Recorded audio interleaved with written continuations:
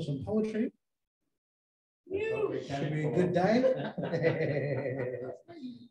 I think we should start with welcome to country. Yeah, what do we reckon? All right, cool. We've got the new elder here, James Webb, who's happy to help us out with that. No, just kidding, folks. Right.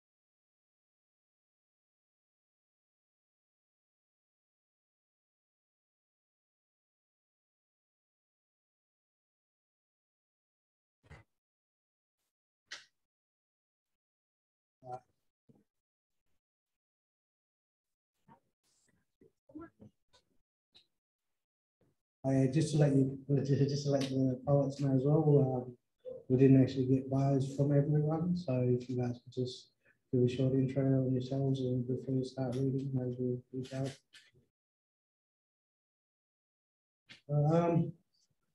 Yeah, Keny Koort, One Heart, sort of an idea I thought up of. Just last year, I've been trying to put into effect, so I feel I want to sort of help everyone come together as one and try and achieve a lot more healing through poetry and expressing their stories. And I feel because of poetry has been such an effective healing method for me, I know it can work. And yeah, we celebrate Aboriginality today on this terrible day. And hopefully telling our stories sort of help with that healing. And yeah, James Webb, everybody.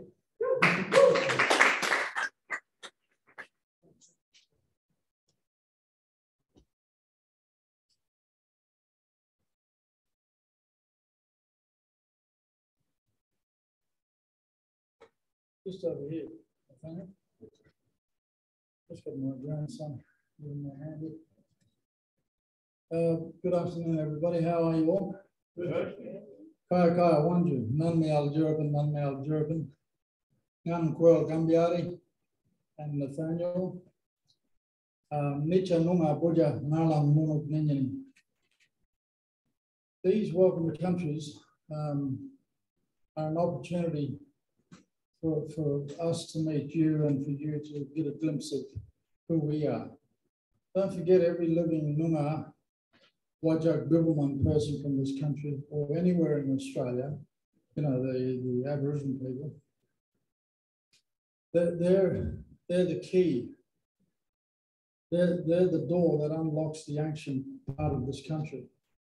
And nobody wants to live in a country with a shallow history. You know, strangely, I've gone to different locations in the state, and I speak. You know, I might do a dance group. I run the Warrumba dance group, and we'll get a contract, say, up at Barrow Island. And while we're out there, we can see Onslow right over there on the coast. And I'll say to the Wailers, and they're very confident about this, I'll say to them, now, who used to live here? Who used to use these islands? Because they're so poignant, you know what I mean? And they speak very confident. Oh, no one lives here. And it's no one's ever lived here. And it's some engineer, you know, or some labourer about 30 years old. And I'm saying, geez, you seem to know a lot about my culture. And I said, I'll tell you what, I'll go over there and see my uncle and auntie who lives in Onslow. He married in one of the main tribes in that country. I'll ask him what this Barrow Island used to be used for. And of course I did. And of course, there was a rich movement of Aboriginal culture to and from the coast to Barrow Island for fishing, for initiation rites, for all of this kind of stuff. So it's a constant battle being Aboriginal in this country, because you've got to dispel armchair experts. Now, not to be too disparaging to the white families of this country, but, you know, all your grandfathers, your grandmothers, your uncles, aunties, all expert on my culture. And, you know, and the education system does not help one bit. It's changed a bit over the years. One time, about 2 years ago, we were doing shows around schools and stuff, right? And all the teachers come busting up to us, a lot of them good people. And because we do schools, festivals, corporate shows and all this, anywhere where we can get a foot in to educate people. Plus we've got some fiery dances, one dances, you know, spirit dances, warrior bang in your face, animal dances, you know, it's all good fun. But in between, we hit them with not a Facebook feed, but a Twitter feed, you know, straight between the eyes, just short and sweet. And then we move on to the next dance. And then I hit him with another, you know, it's called truth telling. And it's my little bit with grandkids like this, because he dances for me too. It's my little bit, my way of chucking the hat in the ring to help educate and thereby enrich Australian community in general. You know, why ignore and treat the most ancient, most rich culture in the way that it has been treated, you know, for 200 years. And now the tide is changing. A lot of Aboriginal people are getting quite sassy and quite, you know, in your face now, especially the younger people. They're not going to take it. And they're going to say it. A lot of them say it with a lot more aplomb, a lot more dignity than I do sometimes. I get a bit cranky with people, you know. Now, one time, I'm not going to take up too much of your time, but one time we did a show in a pretty roughneck area in Goslings there, the Pioneer Gardens there.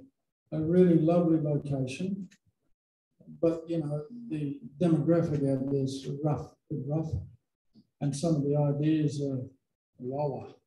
But we did a show there one time, and we don't make any apologies when we do our shows. It's nice and firm, not telling people off too much, but just telling it like it is, truth telling. Because if I want to sit down with you, for example, I want to know the truth about where you are, who you are, where you come from, Italy, China, wherever, you know? What's your background? Tell me the truth. So anyway, one of my sons, James Jr., he was doing the hosting. And he's I've got 3 big sons, and they're very firm. They're very firm when they deliver something. But Jimmy, he's the youngest, big bloke, sort of a kind way of saying it, but he won't make any excuses though, you know what I mean?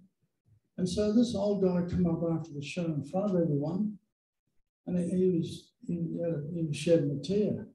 He looked like maybe a merchant seaman, retired, him and his wife. They come up and he was crying. And my son grabbed him and said, hey, come on, old bloke, steady down. You're right. And the old bloke said, you know, after all these years, I never learned anything, never saw anything about Noongar culture. And here you are now in one foul blow. You've educated me, you've showed me the dance. You do it so magnificently. I've learned so much in one session. Why weren't we told this when I was growing up?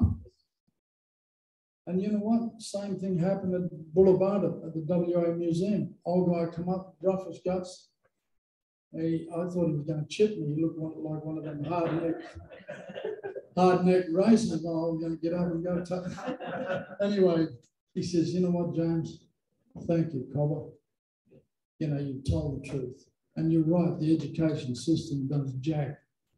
So here we've got something magnificent that most people would pay millions of dollars to embrace, to experience. In fact, a lot of people do. You know, some of the Noongar tours down here, I mean, geez, they're awesome. You know, even down at Elizabeth Key. Hang on, that Elizabeth Key, folks. Now, just a point of contention there. When old Colin Barnett was in power here, he had a magnificent opportunity to give it an original name.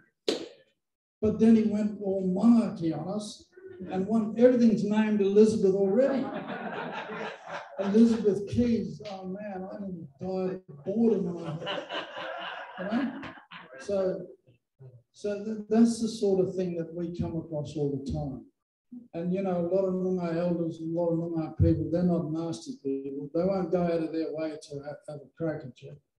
What they'll do is they'll embrace you. If you want to show a little bit of kindness and a little bit of, what's the word, you know, wanting to know things properly, Noongar people, Aboriginal people all over Australia, they'll do that. They'll sit you down and talk to you. My brother told me, he lives in Kimberley's. He said, you know, Jim, he said, this white bloke in Darwin there, he was having problems when I was up there. And he had this skin disease all down one leg. And he went to specialist doctors everywhere. And of course, the humidity and the heat in Darwin didn't help much. And you know, one day he was walking past one of the general stores up there. And he saw some Aboriginal people there from that country. And he said to this old lady, he said, look, I'm sick and tired of this. I just can't get rid of it. And she looked at him and she says, look, if you give me a bottle of Coke and some tobacco for me, I'll see if I can help you with this. And so he raced in that shop, bought it for her. And she took him down to low country with a lot of melaleuca, paperback trees, you know. And when they got down there, she peeled the paperback trees back, the bark on one tree, and she found a little prawn inside there. And she got the prawns, but, you know, they were small, but she peeled the back of it, you know, the intestine thing that you peel off and normally throw away.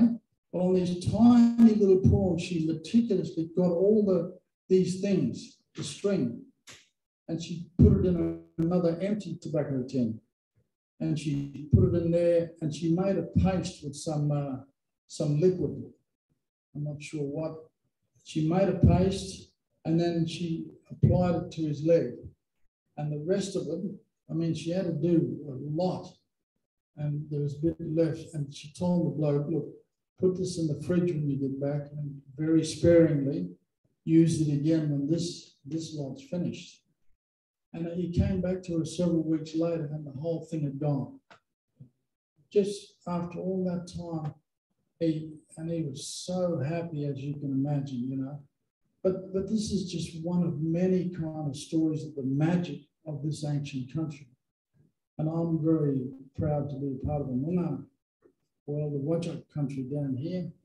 We do a lot of tours into the country.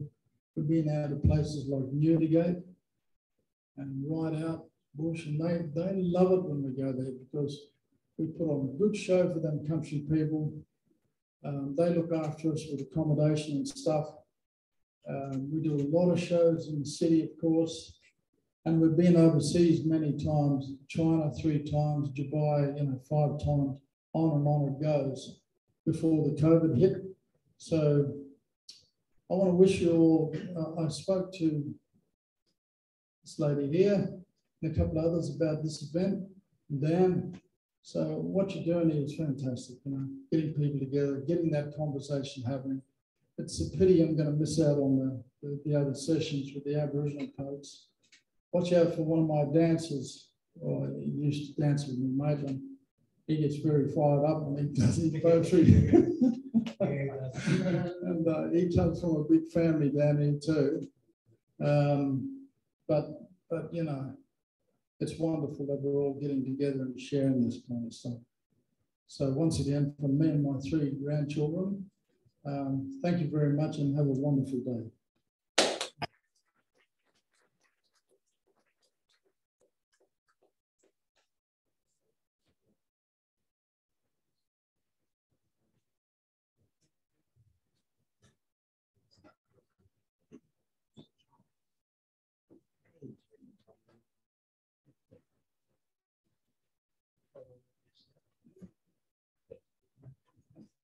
Oh, wow. Some powerful words, yeah? Oh, yeah. Round of applause again. Thank you, James Webb. That was really awesome.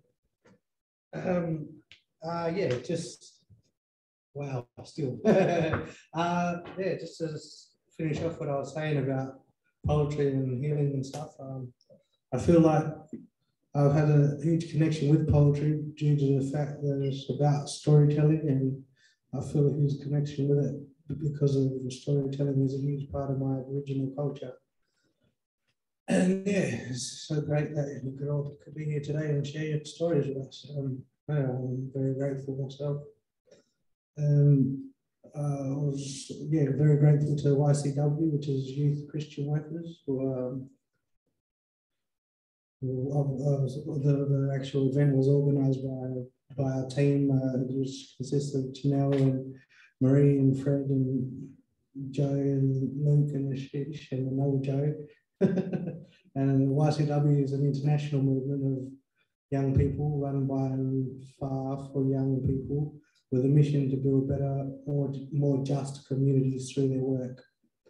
They're a faith-based movement, inclusive of all spiritualities and beliefs. They've been a great help with helping me to get my vision together and put it more into action. So,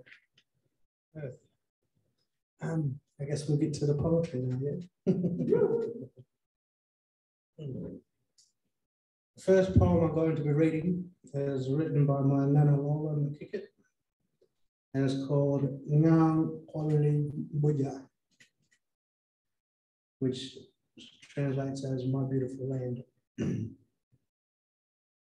Ngang Jam Ba Mia Jama Munjo Babili Jap Jada Mala Borna Bandang Winning Ningwong Bana Mila Balabin Jo or Kora Al Kora Nija Barawan Ijin Kora Ning Buja Ija Noit Nya Meow Mij Jinam. I open my eyes but do not see the beauty all around me of the flowers, shrubs, and trees, and all life living there, nature as it was meant to be, fading with time and prosperity, from living lands to dead concrete. My eyes are blurred with hazy smoke. Mind you, were Japanese, not your Mawapala, Wara, Yankalang, Night Winning, Night Walang, Work, Nia, Karma, Yankalang, Nyang Korak, Buja, Village. Tears flowing with destruction and extinction. What is so wrong? It's foreign. Society so bent on extinguishing, suffocating, killing, this ever-changing place, my beloved land of beauty. Thank you.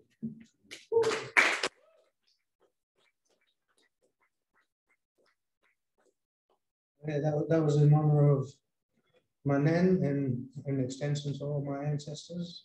My nan wanted to be here today and read it, but she unfortunately fell ill.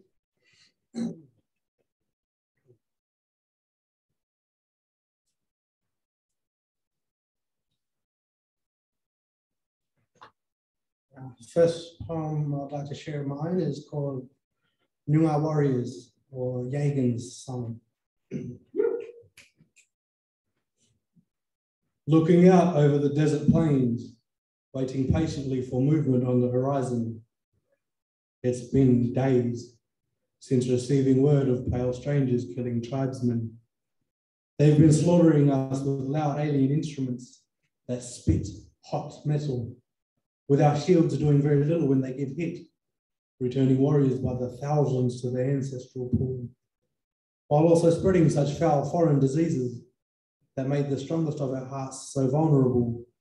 We've never heard of a war quite like the one we're seeing against an enemy so soulless and cold.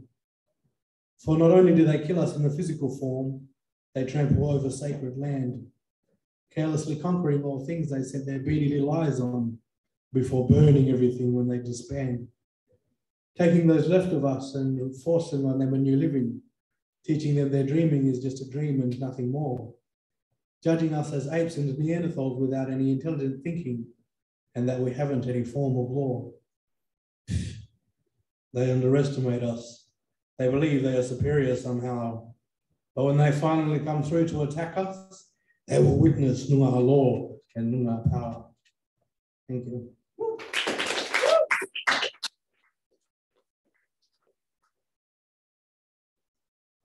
This next one I wrote specifically for the event, and I just want to give a quick language warning. Australia Day once again. Australia Day once again. The smell of Barbies in the air, cold beers on ice, Aussie flags everywhere. Triple J in the background plays while we spend the time with all the cousins, sisters, and brothers. Then after the Barbie, then after all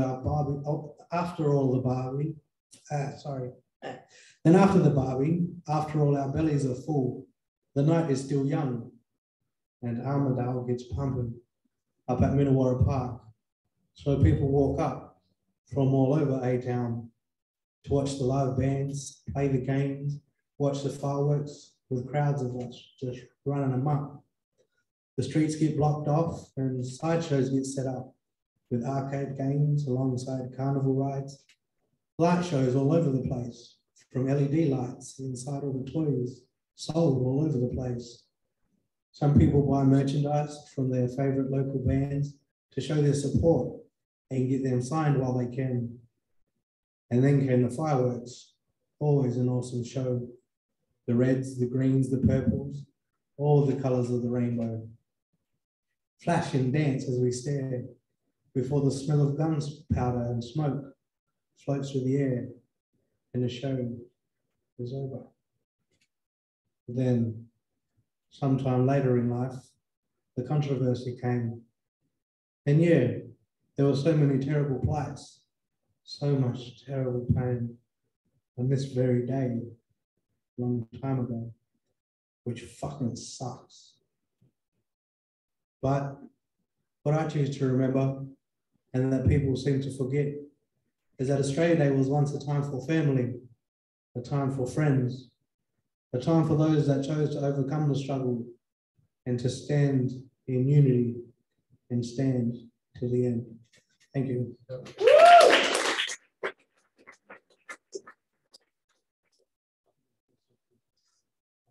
This next one is called Genocide and Race Wars, and it's one of my more angrier poems about repression and what it's like for Aboriginals in today's age.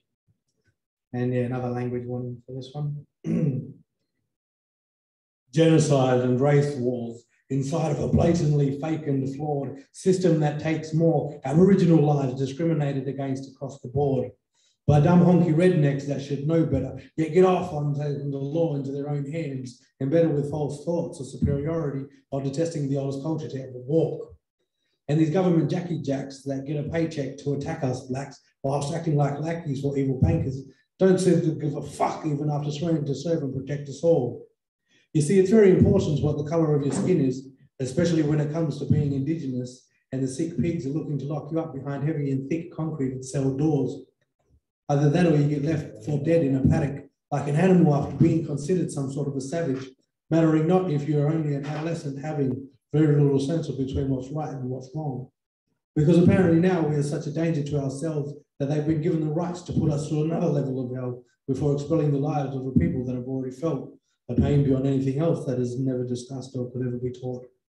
Keeping certain things covered up and quietly silenced, thinking the hush-hush might be keeping the people blinded, but watch closely as the disguises are rightfully sliding from the monstrous elite while us like-minded people are piously citing more.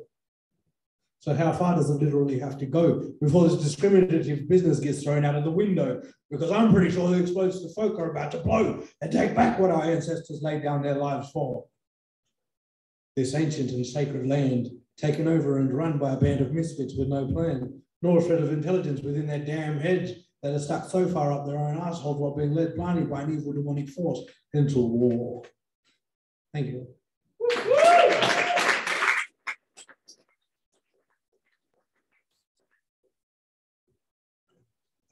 I'll finish off with a poem called Blessed. And it's more of a just chill, easygoing poem. It's a blessing for all of us on this day. Hopefully help with the healing. Blessed. A biological physiology, gifted an imprint of eternal love, tunes effortlessly into all unknown frequencies, while still experiencing this life as it comes.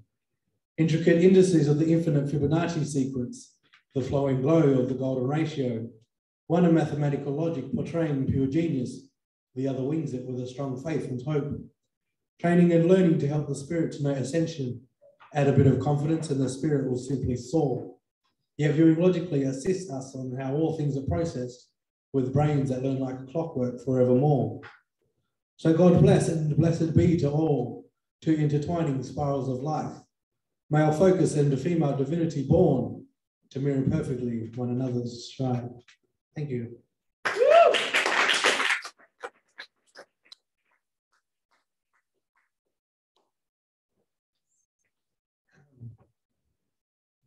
Cool. I'd like to ask Claire Turton to come up and join on the microphone, please.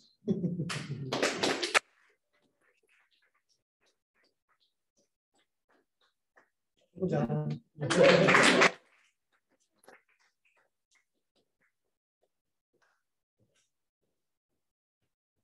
I'm short as well.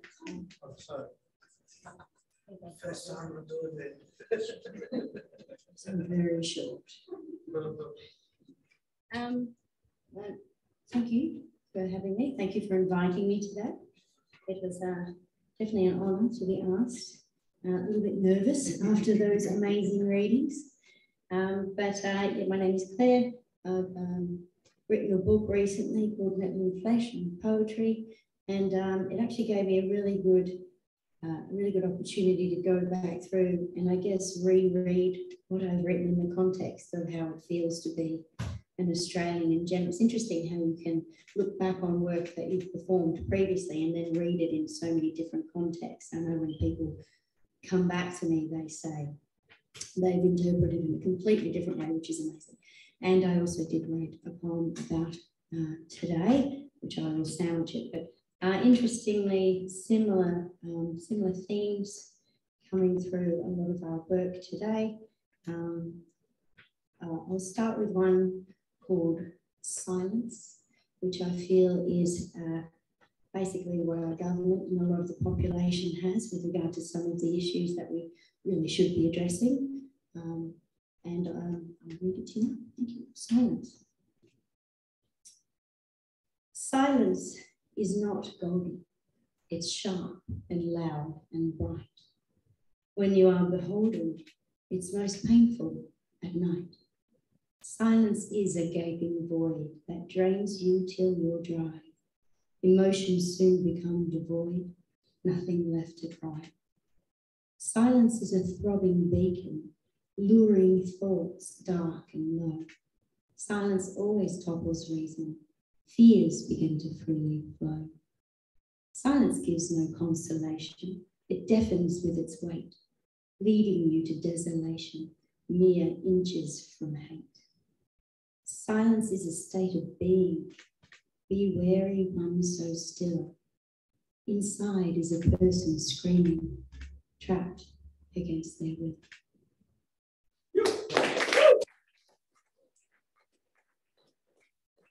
We should have led with quite dark, so I apologise. But I wrote a poem about Australia. It's called Our Rusty Land. Rust, the colour of our dirt, whipped by wind through my hair, permeates my shirt.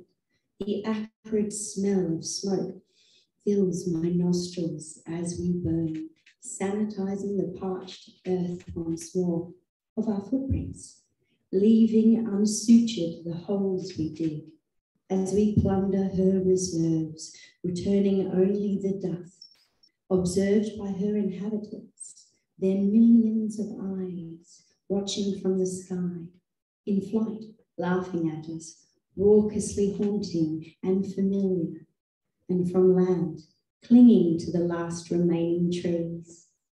Wondrous shapes that abound, taken for granted, pushed around, to make room for more of us, undeserving as we are of her beauty. Clear blue sky, overseeing our coastal encroachment, waves chipping away at us, pretending to lap lazily while scurrying eroded sand away to a safer place, one that surrounds us, the sea.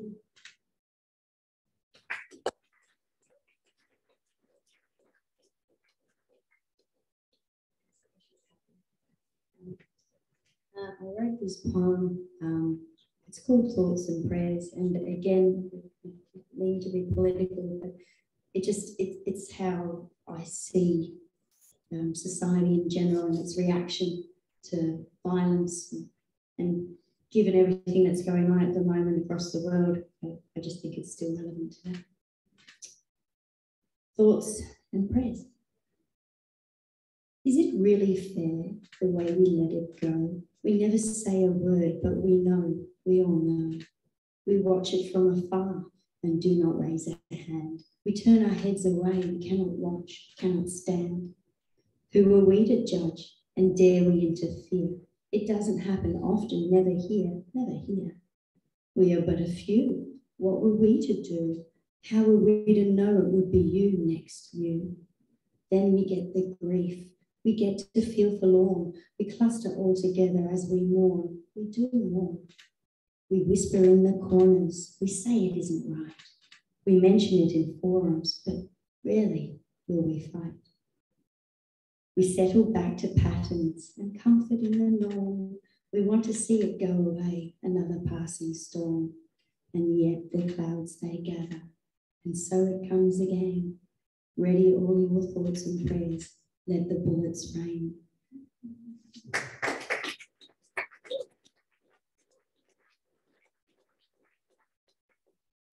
Try not to be too pressing. So last is about the ocean again. I am an ocean creature.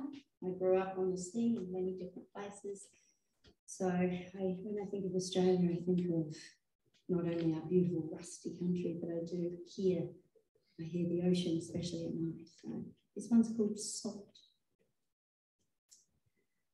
The salt seems to have a tangibility in the air that instantly awakens all the senses. In my hair, it gathers, crusty, forming knots as the wind tosses and twirls it around my head. A crazy spin of movement to mimic this choppy sea, churning with a rage I also feel deep within, and it stirs up old wounds where salt shouldn't still sting, and yet The shifting sand between my toes leaches much of the sting away, as coarse and fine sensation rub away so much tension, drowning out the inner voices. Ever constant noise now white with wave crashing, hesitation as it cleanses filthy shore from footprints past habitation, then draws back into itself, rejoining body, becoming one.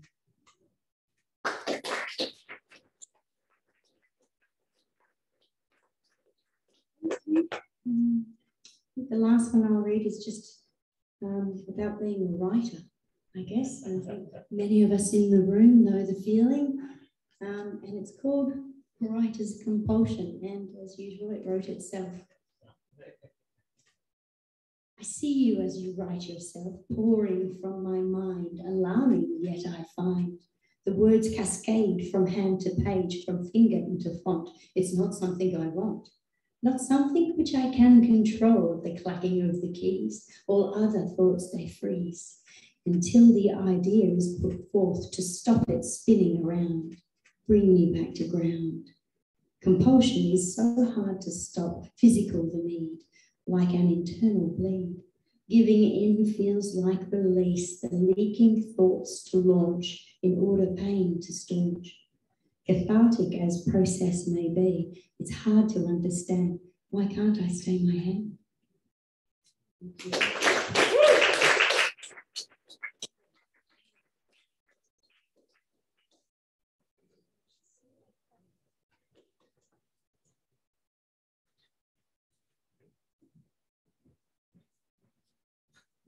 Nice. Thanks again, Claire. Yeah, can we get another round of applause? Next poet I'd like to welcome up to the stage is Ben Mason, please.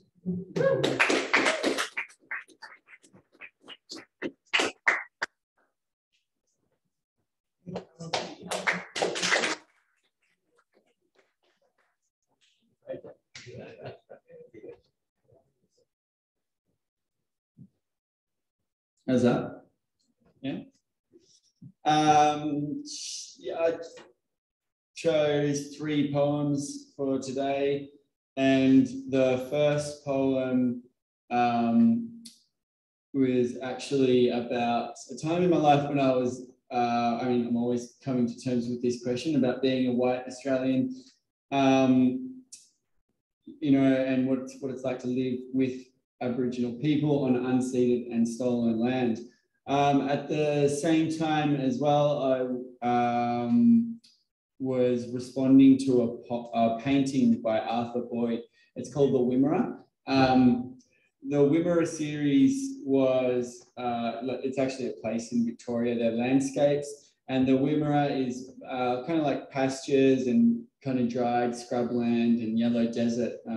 So it's kind of an interesting subject matter to want to paint, but also something I think probably commensurate with trying to come to terms with what it is to live on this land.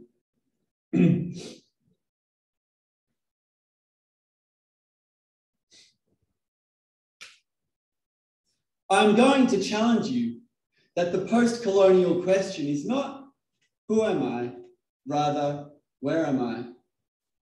I want to start with a story. I was in primary school when the teacher wanted to do an activity that acknowledged our blood history. We would sit down when her pointer coincided with our heritage on a map. Now, I was proud. I was Australian. I was the last one standing. An argument ensued, not unlike a daytime television courtroom drama where I was the sweaty witness on the end of the prosecutor's tongue. Ben, why are you still standing? Because I'm Australian? Well, where's your heritage? Australian? Are you Aboriginal? No? Well, then how do you think you got here? I don't know. You just magically appeared. She gestured to the full court of students who smirked back at the fool on the stand. I guess, Ben, where were your grandparents' from? Well, see, the thing is, I really didn't want to say the word Australian again. Look at your skin and eyes, for God's sake. At first, I was ashamed at feeling stupid in front of the class. But that night, I got home, looked in the mirror, and thought, fuck a duck, ocean blue eyes and skin that's white. She's bloody right. But why had I never questioned this before? They said Arthur Boyd was the ugly painter. Impotent, pursued, possessed, passive. Guilt, fear, lust, pride, primal. They disparage the aesthetic of his land, too bland, too dreary, too much sand, too weary, too dead, too much space, too red, just a waste, doesn't change, it's all the same, just a void, to void. Why does Boyd's gaze go where it does? Why is he sharp where others are fuzzy? Light, symbol of hope, in Boyd, excoriating. Bludgeons the colour out of everything. Disturbing. Black swans refute universal truths. White swans. Why not paint the array of botanical gardens or the flourishing central highlands, grand rocks, ocean blues, or sunset hues where light is softened and set to pleasing?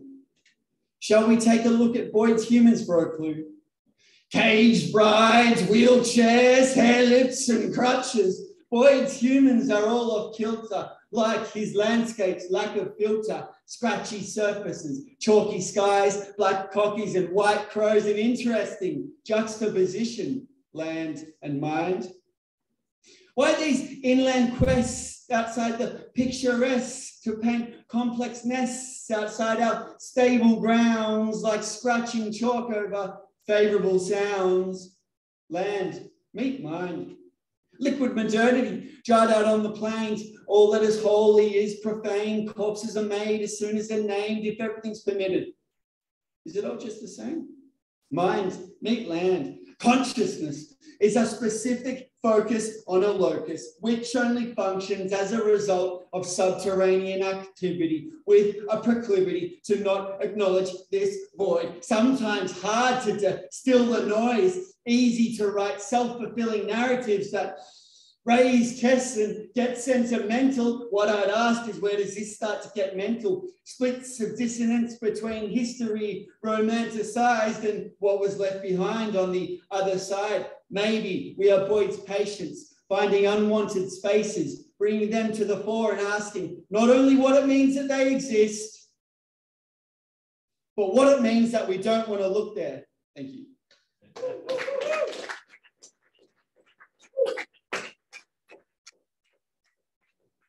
A bit long, that one. Yeah, the next two are a bit shorter.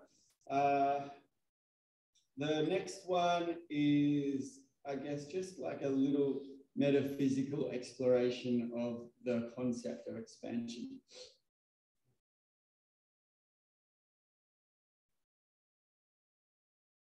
Expansion. A modern mind looks outward to find wholeness, like telescopes swoop into lands previously unseen, smashes God's dream and ancient myths with a Big Bang stories reduced to materials forming in chance, the big dance. Expansion. The Enlightenment priests of receive, use, few, that humans are strings of DNA on wash and repeat, ourselves not dynamic mere genome machines. Free will, an illusion, a lie we tell ourselves to protect us from a fate worse, where fate is cursed to be rebirthed, no matter what we think our worth. Consciousness, the last Lego block on a multitude of cells, coloured, graphed, mapped. No need to think, here it is, neuroscientists have it gift wrapped. Expansion. Don't look inside, says the enlightened. The answer's on the other side of the horizon. We just need to expand a little more. Expansion, like mansions crawling to suburban sprawling. Richard Branson, burning oil, frequent flyer miles, piles of food and Facebook feeds. How big are these fucking TVs? Expansion. At what cost? Knowledge gained and wisdom lost? The Holy Grail was a self becoming whole by finding service to God. Now we ask the reverse. Isn't it me the universe needs to serve? Greyhounds chasing happiness, around and around and around. Lost dogs in the pound. Expansion. A modern mind looks outward to find wholeness and comes up short. Thank you.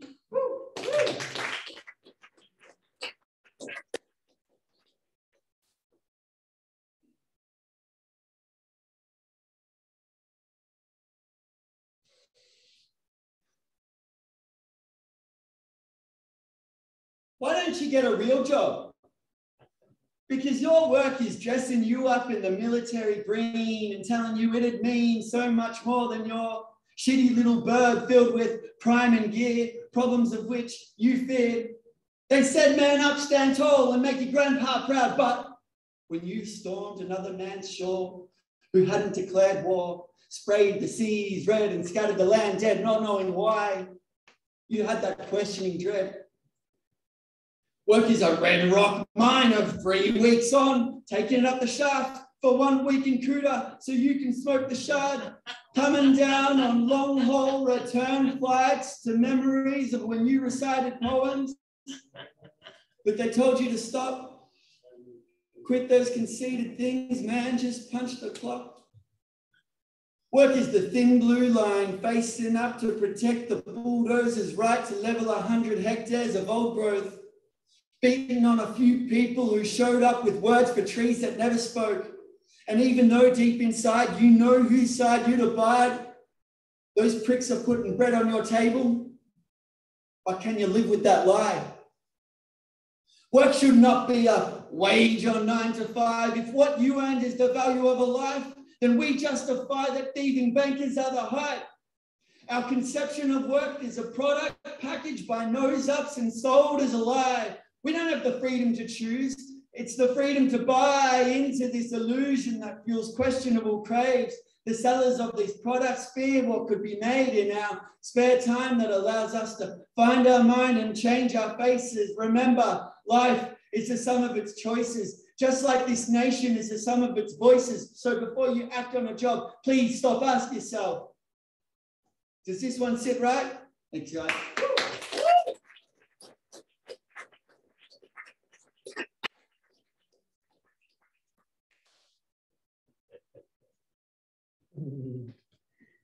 Very nice.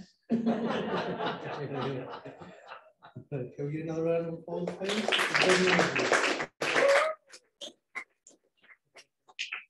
The next part I'd like to invite up to the microphone is Tejara Timmins, please.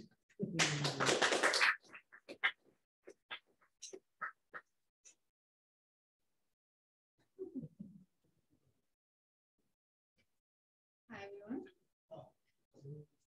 Can you hear me? Oh, thanks.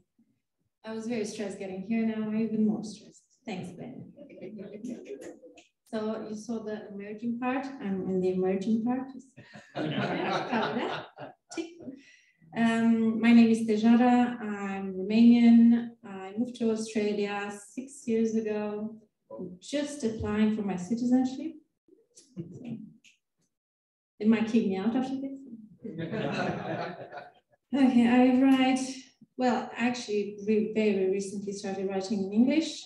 I wrote very little in Romanian, so my English is my third language, so it's not right there. So that's it. Okay, so I'm writing about being away from home, my relationship with my family while I'm away from home, and here it comes. The first one is called In Transit. You're packing again, these things that didn't come to you wrapped in plastic bubbles, but wrapped in longing and grief. Not for the dead, but for the living that you're losing. Every time you move further through this world, just like when they sent you off for the first time, for the better, to search for whatever they thought it will bring joy, it will make peace. And once landed on already crippled feet, you'll search for your north. And even though he's no longer your God, you'll rummage for his home. to listen to quietly cried psalms that stuck with you like a broken tape since you were chasing green bugs on church carpets. It is not much more than a cold tip of a drafting compass stuck in the paper, showing you where to start all over again. And that's a photo of my dog.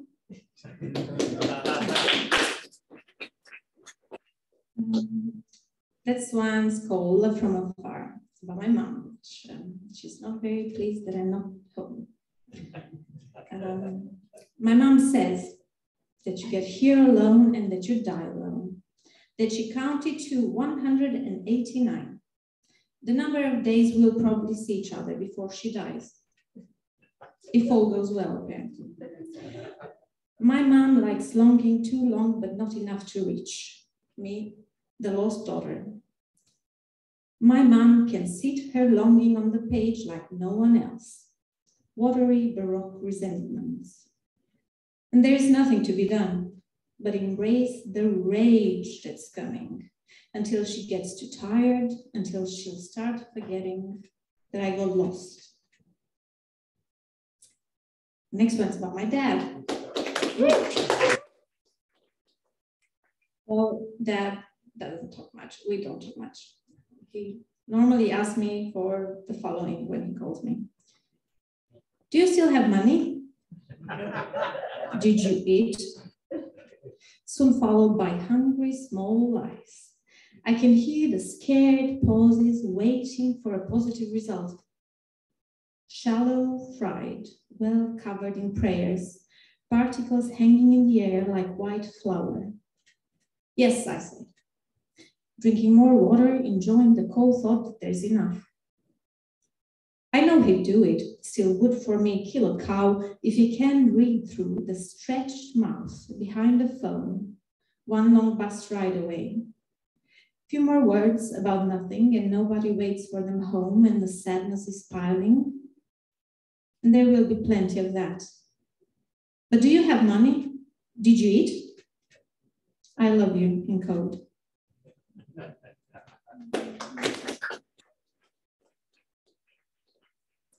So as I said, I recently 6 years working here is just an excuse to being ignorant, but I'm learning every day.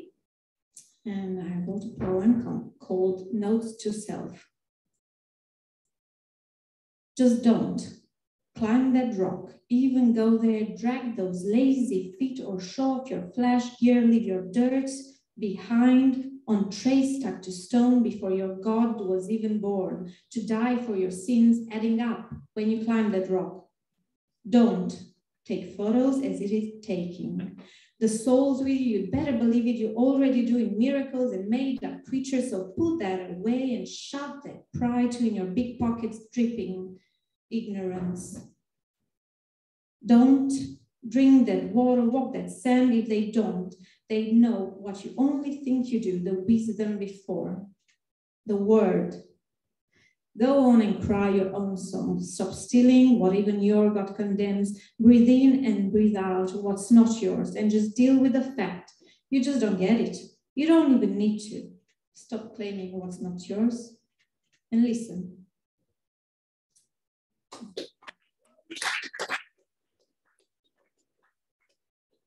This one is about friends, old friends, and I had a memory of holding, I was wondering, why am I only holding my husband's hand? I wish you used to hold hands of friends. That was so nice. Why did we stop? I wrote to think about it. Cleaning day, sorting out through unripe hills, scattered yellow islands, the mess of my broken waters, of potentially invented, not sure if ever happened memories. I'm looking for time, the last one at least, holding hands of a friend, walking to church or class, keen not to part, as if we knew soon to come fire ban of holding such warm hands, other than the ones that could touch your belly, has the keys to your breast cage and cries. Let's mark it in the wall, scratch promise that will hold hope's hands, sticky, picking up what cannot fall from lips again.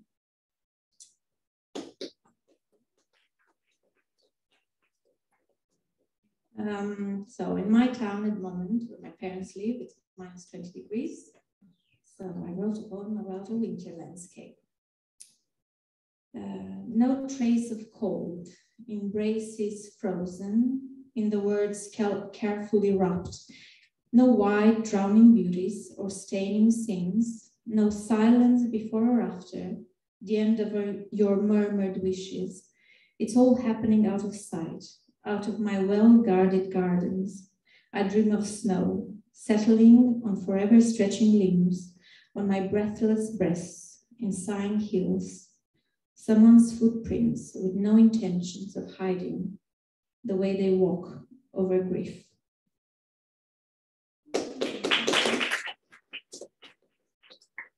And one more. This is, I was in the train a few weeks ago and I bought this fancy book. You experienced writer, you probably know, Paul Celan, a German-Romanian writer. I recently heard of him, unfortunately, as I say, ignorant sometimes. And anyway, so I was making an effort to read these very difficult poems. I didn't understand anything. And then this guy started talking to me. Hope he's not here. His name is Will. You're not Australian, he says, judging by the fact that I was reading poems on public transport. Such an odd image it seemed to him, not even noticing my loud voice, not able to reach home with the ongoing changing accent. A Celan, that's the Romanian spelling, poem that he couldn't tell that I did not understand, and embarrassed as I was, I did read it again and again. And he spat on Aussie white culture and swore there's nothing to it but nailed sparks of reasonable intention. He was in a rush to praise me, drowned in a wave of positive discrimination, assumption that I could be what I'm not, better than anyone else, than the public in the public transport. It just happened that Celan ate bread on the same land and that he was conveniently sitting on a shelf at my arm's length. I liked him, Will, that lost it all, the man with soft-looking hair, shaky pills in grey hands, rolled cigarettes, sitting on the edge of his nervous precipice. Thank you.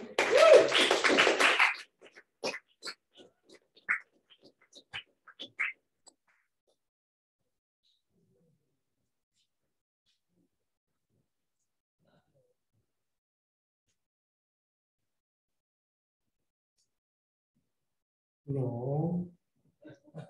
Got me thinking about my mum and dad now. That was very lovely. Can we get another round of applause, please? The next poet I'd like to introduce up to the stage is Colin, please. Hey, thanks everyone. Thanks, Dano, and thanks for YCW. I'm gonna say not YTV. Anyway, so my first poem is called Coming Soon to a Cinema Near You. Bruce Rock Productions presents The Secret Diary of C.Y. O'Connor. My best friend and I cackle maniacally over the made-up name of a film production company as we cruise past the town of Bruce on our way back into Perth after driving across Oz.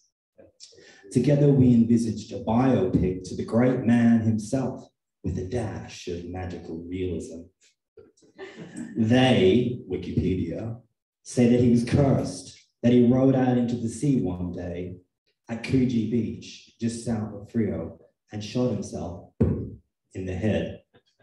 Slandered whilst in South Australia by the Sunday Times, I've always hated the Sunday Times, and members of Parliament, coupled with a royal commission set up in the wake of that slander, and under the pressure of delivering the water pipeline to Cal, he was pushed over the edge.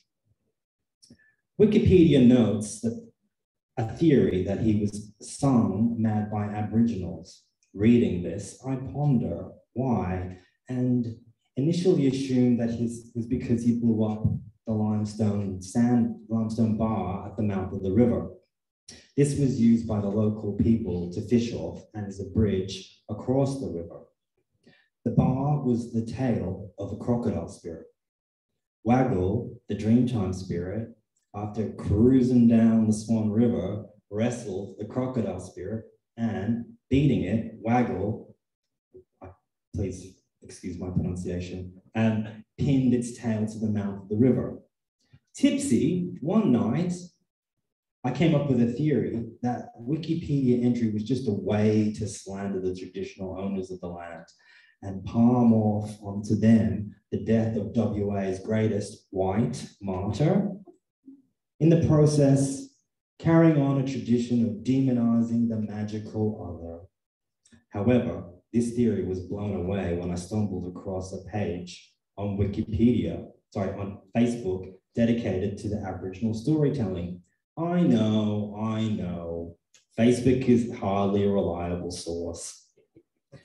The entry asserted that he was cursed for building the pipeline to Keny, because in the process, he destroyed songlines, hunting grounds, and sacred sites of multiple people. However, in the textbook, white people textbook, they say O'Connor built the line along pre-existing road and rail. Now I'm at a loss on how to move forward.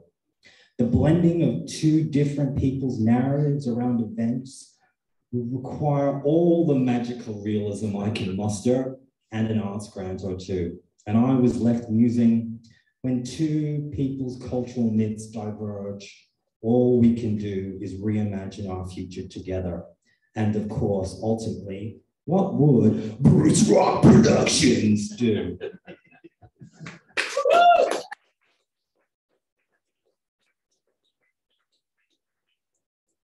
The next poem, I hurt my back last week and took a lot of pianoforte, so I don't normally write in rhyming verse, but the pianoforte made me do it. So it's called Solidarity, portmanteau of solidarity and tree. There is a tree in Bunbury, a marri tree, sacred to the Aboriginal people, the Wandadi, and it was saved in an act of solidarity by an Irish convict poet long before he fled over the sea, where he organised one of the most audacious jailbreaks in Australian history. The poet charmed his jailer, the man in chains spread word up the chain for the governor to intercede. The road was diverted, the tree was saved by his decree. John Boyd O'Reilly, born in County Meath, joined the English Hussars and turned over a new leaf. He tried to throw off the imperial yoke, joined the Fenian Brotherhood, who in 1867 went for broke. The uprising failed, and whilst his fellow officers were shot because of his tender age, he was not.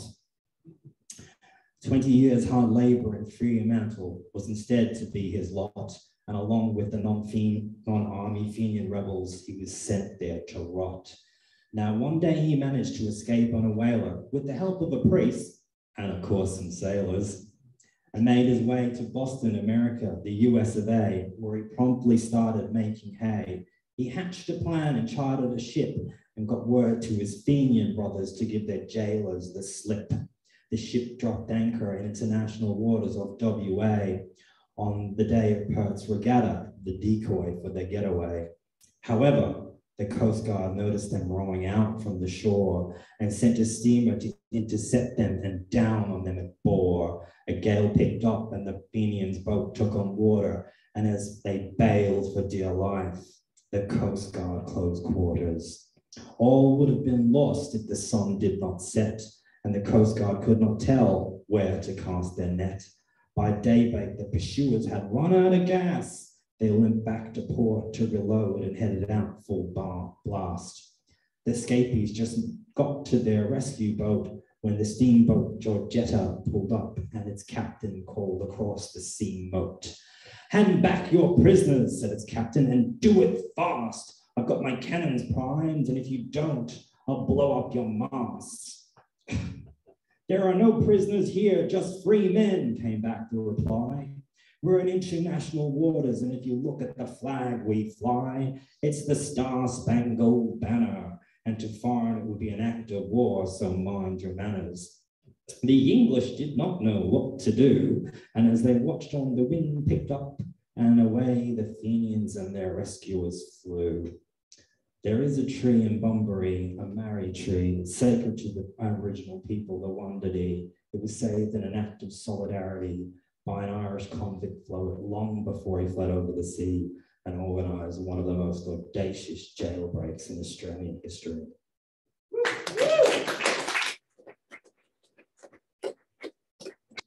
This one I wrote half an hour before I came here. It's called Colonialism and Colloquialism. She'll be right, mate. The quintessential Australian colonialism is made up of British naval vernacular. She is what seamen refer to their ships. Mate is what they call each other. Underpinning this is a laid-back attitude that I assume comes with the colonial laziness that comes with taking over a land with abundant resources that's not theirs, mixed with the laid-back attitude of Irish convicts who couldn't be bothered breaking their backs for their English squatter masters after being sent to Australia for stealing some bread during a famine that was caused by those bastards. In Ireland, they say, it'll be grand, a hangover from 800 years of repression and acts of genocide, as who would have much vested interest in building things properly for their overlords who thought them to be subhuman. In South Australia, there was a famous Irish bushranger, John Francis Peggotty, the birdman of Koort. Legend has it that he was so small, being born prematurely, that he would rob people half naked riding an emu. And I can't help but wonder the first time he tried to ride an emu, if he said to his gang members, it'll be grand, or she'll be right, mate.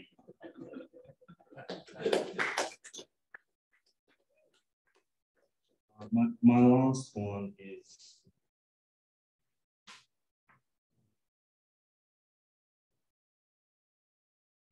it's called Drive It Like You Stole It. If it ain't broke, don't fix it, unless of course the fix is in, and the fix is always in with colonialism, where the copper and the robber are two in one. And still today, those bastards are still driving it like they stole it. Sports rorts, car park rorts, fake AEC signs, John Pork, Barolaro, John Gladys's sweetheart, deals, deals, deals, crazy deals, everything must go. Angus Taylor clearing land, ScoMo's Force shaking your hands, and as for Christian Porter, well, you better lock up your daughters. They say justice is blind, they forgot to mention the trust. Those bastards are still driving like they stole it. Yagan's head getting cut off to adorn an English museum. Yagan's statue's head getting its cut off. Yagan's statue's head getting its cut off again. Those bastards are still driving it like they stole it.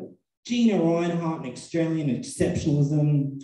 You can do anything in this country if you set your mind to it. That is, if your father just happens to be rich and white. Why aren't you rich yet, lazy bastard? Show some initiative. Be a larrikin like those bastards who are still driving it like they stole it. The Great Barrier Reef is dying and the government are lobbying those who are trying to save it. But it's nothing new. Maralinga, Jabiluka, Juukan Gorge, it's all legal. When you rape the land, you rape its people too. First Nations and next generations know. Those bastards are still driving it like they stole it. They call this a sunburned country. How can it be sunburned unless you think it's white? In which case I would say, stop projecting your privilege onto it.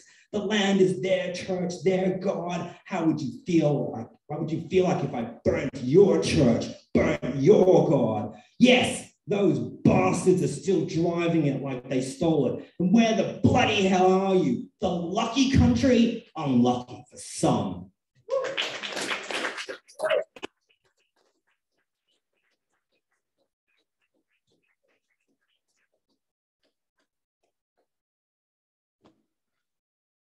Wow. Oh, no, that's fine. I was just thinking, I thought I was angry. No, well done, great work. Can we get another applause for Colin?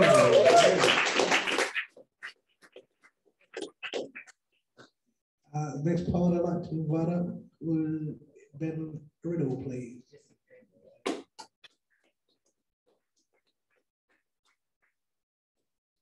For me, the great value of the arts community. And I really appreciate Dan and everyone else involved in organising tonight's event, I don't know, whenever we are, for bringing all these people together. There's poets on the lineup today that I haven't heard before. Claire, that was stunning. I'm always super glad to be on the same lineup as Colin. Kate, I haven't heard perform in ages, so I'm very excited to hear your set.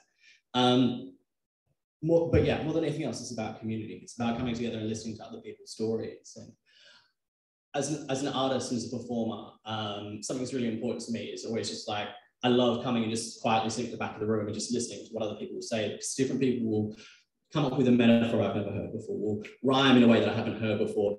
Ben Mason and his calves are so large that they should be introduced separately.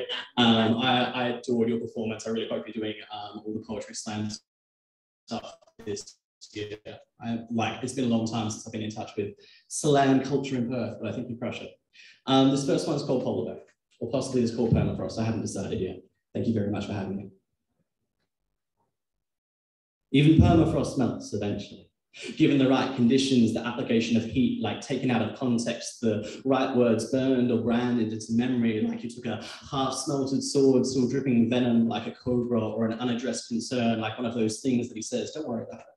But you do worry about it, not because you're sick, but because something bit you. And instead of asking if you're okay, instead of checking if it was a spider or a cobra or a memory, he expects it to go away. Sometimes it does. Sometimes that's where apathy sends you. That's why sometimes he wakes up, the door's open, but you haven't gone.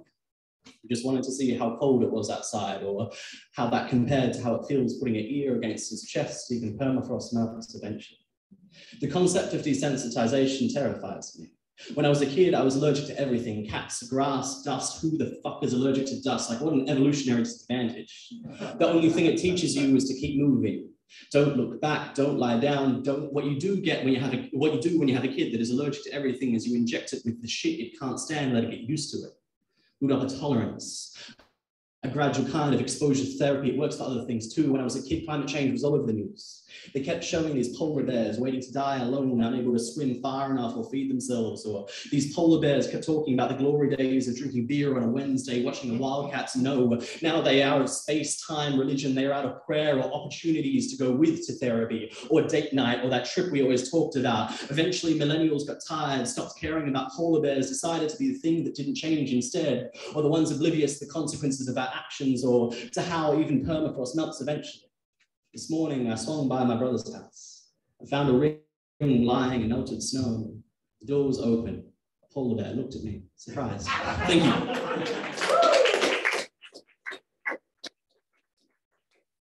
I wrote this next one at the back of the Perth Poetry Club a couple months ago. It's called Alternative Animals Opening Scene.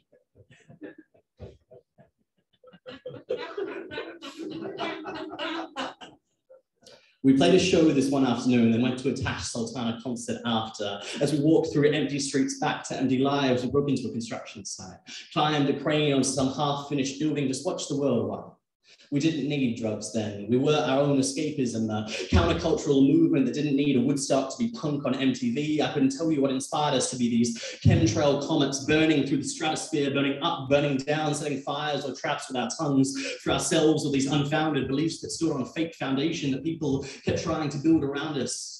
People try and tie us down with asphalt asphyxiation. Suburbia is just chains constraining, red dirt, black dirt, renovations, just commodification of land, of motherhood. You can't kiss your mother's cheek through barbed wire fences, then pretend you're a good son. You cannot whore herd a Rio Tinto, then take mining execs to Fringe for Mother's Day. Your little brother cannot watch, then pretend he is not complicit.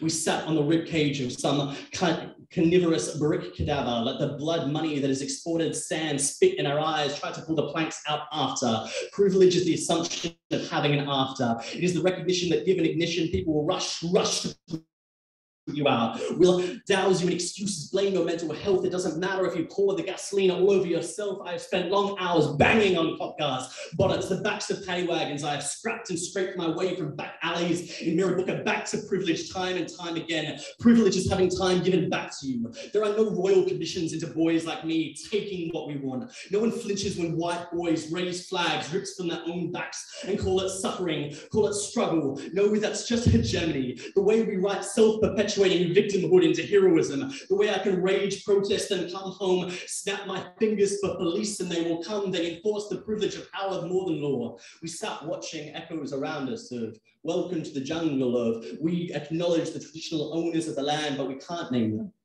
We sat and didn't speak, silently bearing witness like Peter denying Christ, but he stopped the third time. And I spent my life denying the world around me. We sat like wolves watching Romulus murder his brother, then build cities out of his bones. We are holy, holy spirits watching Keny haunt every continent, angry and making it everyone else's problem. It shouldn't seem transgressive to say stand up and say enough. It shouldn't seem like a lot, it shouldn't be worth praise or glory, glory, hallelujah. Instead, we sit quietly for a while.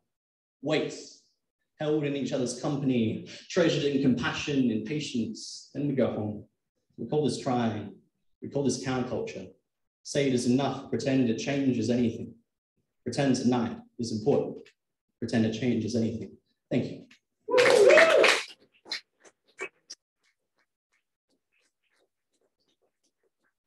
This next one's called Impersonating Slater. Couch surfing tastes like cigarettes you do not want. The stale taste of cheap beer and listening to the rum-soaked confessions of men who no longer have mothers to service them. The quiet of the night air will become your theme song, and when you close your eyes, you will hear the endless echo of sirens screaming. They will not make you feel safer. These Jekyll and Hyde double acts of officers hiding their humanity behind blue invisibility cloaks, missing cameras, accountability, or the need to formally charge anyone who looks poor anymore. I'd rather be a poet than in power enforcement. Give me hands stained with ink, not blood, and if that means handcuffs instead of sages, then I've always been into kink. I've spent lifetimes failing to tell people I love that I love them. I will not fall silent anymore. You will make a habit of watching the street lamps go out. You will wonder how many people fucked on this couch. You will feel alone. Thank you.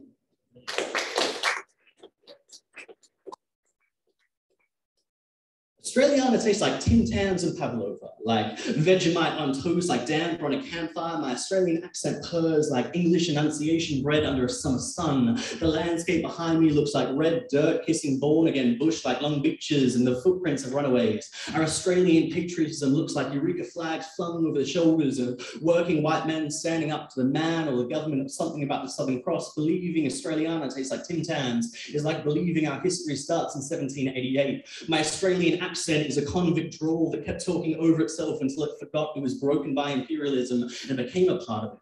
Being Australian is realizing that every day we celebrate is a national shame. Like what is Gallipoli except remembering how we threw working class boys at the front to clog up machine guns, smearing their blood on the cliffs like a Rorschach test, like we were asking ourselves if empire was really worth our sons, or Australiana is naming our ghettos after our emblems and pretending that fixes anything. What was the point in renaming grass trees if we're still going to try them as adults? Being born in Mirrabooka doesn't help anyone pay their bills when we keep first Australians under the Constitution. Being Australian means picking up the dirt in your hands and knowing it was stolen, never ceded. Being Australian means closing your eyes and trying to forget. Australiana is the taste of bushfires on the winds, like bearing a stolen generation under white ash or riding the freedom ride out of our classrooms. Tim Tams were first made in 1964, and why was I taught that date and not when Yagan fought his last stand? Because that's how colonialism conquers, by teaching you to forget. You can't be a class traitor if you didn't know there was war to begin with. So we keep teaching white men to sing words like fuck off, we're cool. Keep telling them that it's the fault of immigrants and other oligarchs. Keep pretending that there isn't a problem when where is. Privilege tastes like pavlova, like trying to impress white history, and that doesn't help anybody. It never helped me, and it'll never help you. We are together sitting on a branch while the white ants of supremacy tear it apart. And the only cure is to listen to the stories of the land, the elders that speak it before it's too late. We are too caught in the burning bush that will be a message left on a glass globe to whoever comes next. Australiana is a taste of bushfire on the wind. It tastes like everything we do with our history. Thank you.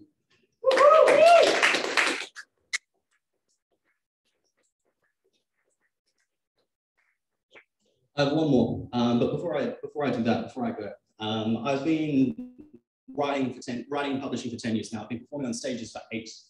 In that time, I've seen a stunning array of performers come and go, and all that we leave behind are our stories. And at some point, there's going to be some other great fucking kids in the scene doing their thing, and I'm very excited to just leave them to it and just listen quietly at the back of a room and just be quiet. My favorite piece of writing in the world is a letter from Birmingham jail by Martin Luther King, which is one of the most cliche things in the world, but it's for a slightly different reason. In this letter, Martin Luther King is writing to a bunch of other people involved in the civil rights movement in America. And he says that the great enemy of the civil rights movement in America isn't the yeehaw down south Texans that are openly racist. It's the white liberal moderate that says now is not the time. And that's me.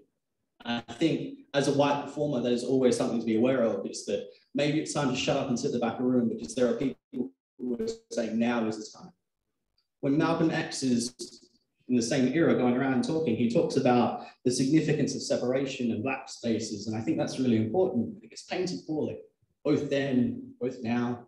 It's compared to segregation, and there's a lot of false equivalency in what X says. But what he's saying is that sometimes there needs to be division. There has to be us and them, because we're leadership, we're establishment, will bog you down as a process and is waiting for other people to make a change, and then it won't come.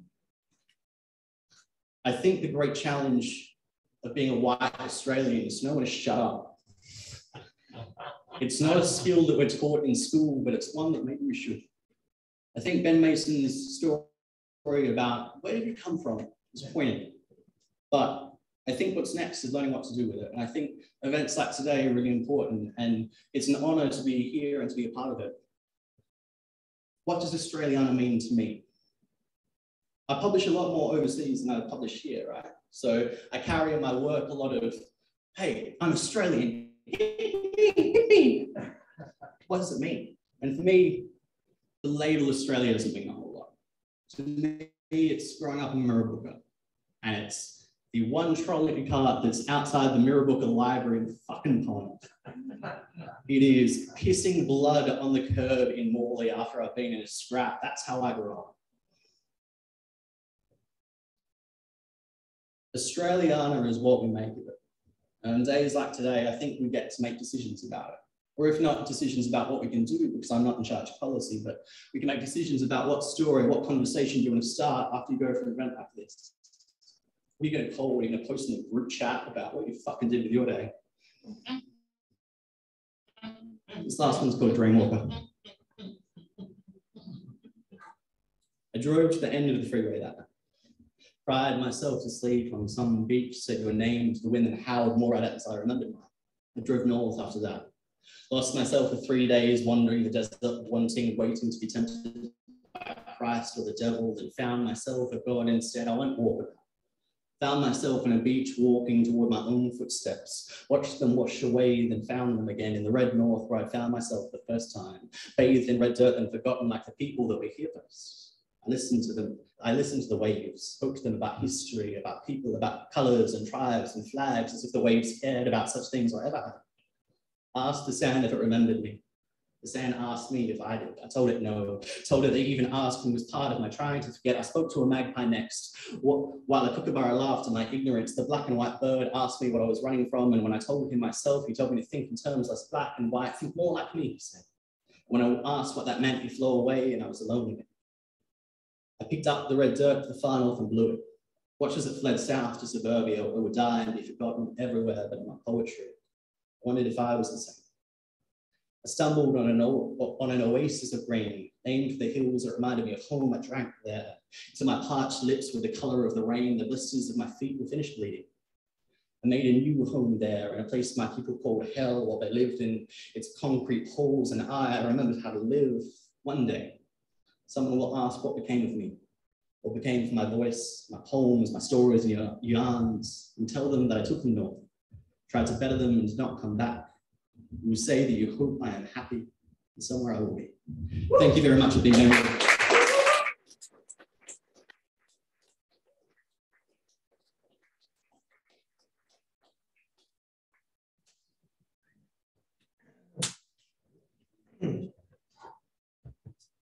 Wow.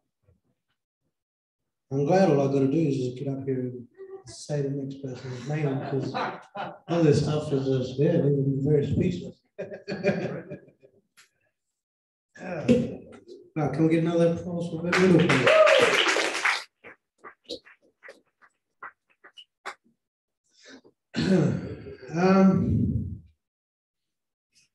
To say this next poem is my favorite poem wouldn't really be fair, because I am my favorite poet to tell you the truth. Nah, you're all my favorite poets and you're all my favorite humans.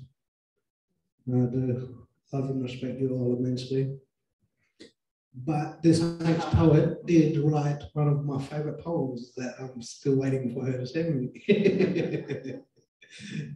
I'd like to invite Kate Lewis up to the stage, please.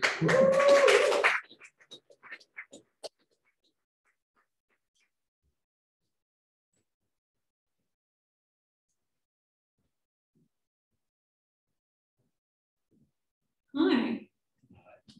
Thank you so much for having me. I'm very, very happy to be here on Wajapima land. This morning I was out at Bassendean for a citizenship ceremony, but it was so different to any other citizenship ceremony I've ever been to. I was there as a puppeteer with a giant carrot puppet, and we had a giant wadong as well, and they had a big fight and flew around, and it was just this amazing storytelling sort of event. And so I went from puppetry to poetry, and I've got 4 poems for you today, and they're all about voice and voicelessness. I want to sit in a cafe and write a poem with you. The barista will send coffee kisses to our table, but we won't be able to look up because we'll be telling our fables and dipping our quills in the coffee cup. I want to stand on a runway and write a poem with you.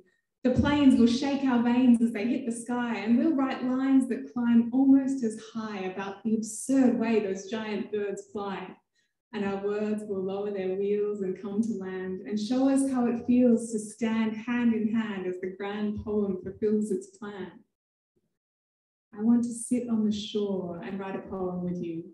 Watch the lazy way the waves play, changing from hazy grey to amazing shades of aquamarine, as we scrawl letters in the sand with our dirty hands, making them clean, making a scene to be received by the sea breeze, making poetry that has to be seen to be believed, oceanic odes that can't be read, they must be breathed.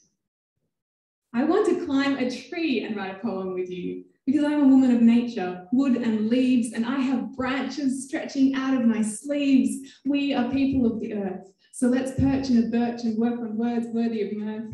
We'll stay up there for ages, right? Using bark for pages and writing free bird songs to bring back to the cages. I want to go into orbit and write a poem with you. We will practice our hella tight rhymes by yelling down into stellar pipelines. Our stanzas will dance between suns, which our hands will beat like drums, and our mouths will complete with hums to be joined by a chorus of stars with tongues. We will speak our spoken syllables into space and fill the universe with verse and language loud, because even back on Earth, we had our heads in the clouds. I want to write a poem with you. Over coffee, under planes, in the waves, in the branches, in the planets, anywhere we can slam it. I want to write a poem with you. When? Now. Get your pen.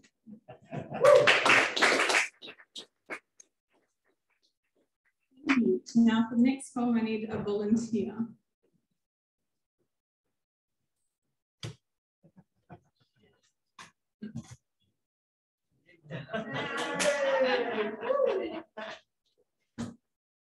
Can I help you, my friend?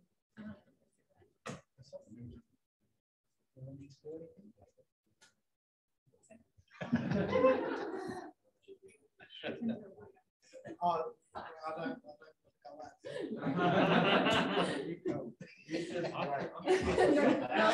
don't go back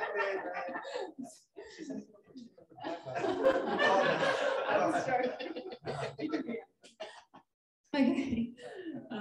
I've socially distanced our chairs, but this actually takes place on a bus, so you can imagine that we're sitting close together. I grew up in Donnybrook, so Keny country, and I used to come up to the city and do speech and drama lessons, and I was on the public transport a lot, and I just always found the public transport situation in Perth so different from the public transport situation where I come from. This is my story about that. On a Wednesday afternoon, I ride the 106 down the wide main street of the gritty city. As I pass a score of multi-floor high-rises and swarms of normal people in corporate disguises, I sigh and smile, glad that I'm just here for a little while, that I don't live in the city cage, that I can kick back in the country every other day. The bus jolts to a halt and boots me out of my reverie, and suddenly a man in a suit is sitting next to me. Now, if we were in the country, I'd say hi to this guy. But in the big smoke, there seems to be this unwritten rule. He who speaks first is more the fool, or maybe just uncool or a creep, because who else has the temerity to speak to a stranger? Damn it, I say to myself, I don't follow unwritten rules if they don't fit with my personal paradigm. I waste no time. I turn to the man beside me and say the one word that no one can deny or try to pretend not to hear. Hi. The guy, obviously shocked and wondering why, turns to me bewilderedly with a half grin, half grimace, which says, "You broke the rule, but I don't know if that makes you or me the fool." "Hi," he says.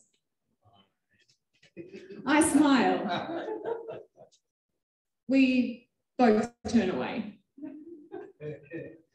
I return to my contemplation, a little disappointed that my greeting didn't have the momentum to set the ball rolling for a conversation. Nothing in the way of a, "How was your day?"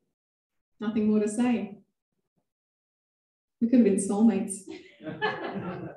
We could have been friends. But he tagged off, and that's where the story ends.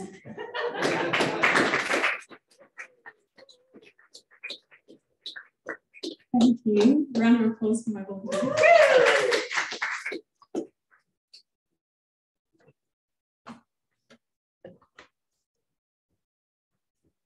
You can decide what this poem's about. I don't say it. I don't say it because it's just one of those things you don't say. I wish I could say it, but it weighs too much.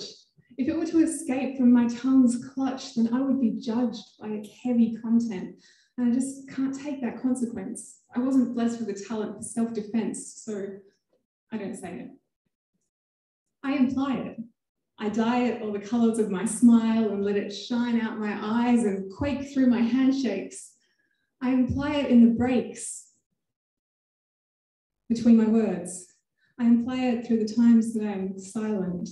I imply it with the volume of my quiet.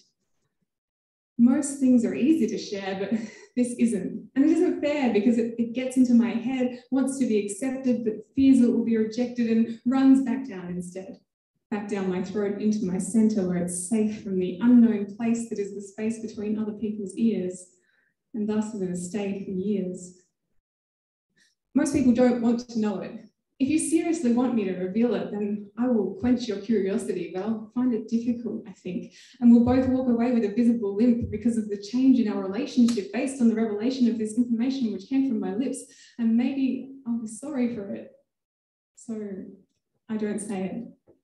Only when I'm alone or with those who already know it. I throw it in my poetry, sow it in my subjects, sow it in my subtext, bestow it on my subjects. That way it gets respect without needing to be directly said.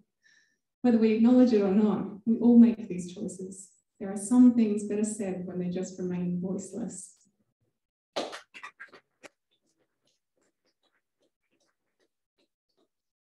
Thanks. All right, this poem is brand new. This is where the audience of poetry thinks says, new shit. Yeah, bring it on. So you're my first audience for this one. What do I have to say about it other than that? No, I really don't have anything else to say. Let's go. Oh, hope I can remember it. So, when I tell people what I do with my voice, I usually get the same reaction. Whoa, I couldn't do that. You get up on stage, I couldn't do that. You share your own poems, I couldn't do that. You memorize them, I couldn't do that. I say to those people, I was once a person who couldn't do that.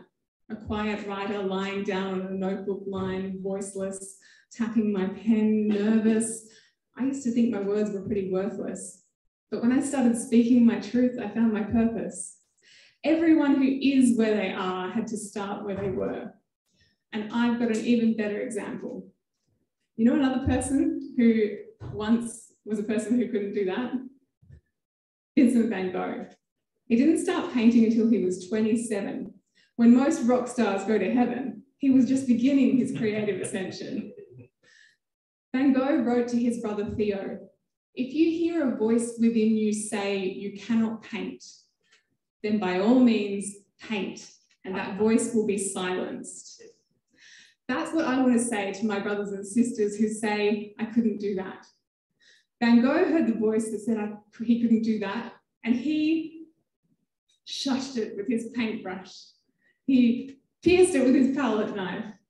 He quashed it with his canvas. He eliminated it with his easel. That's enough.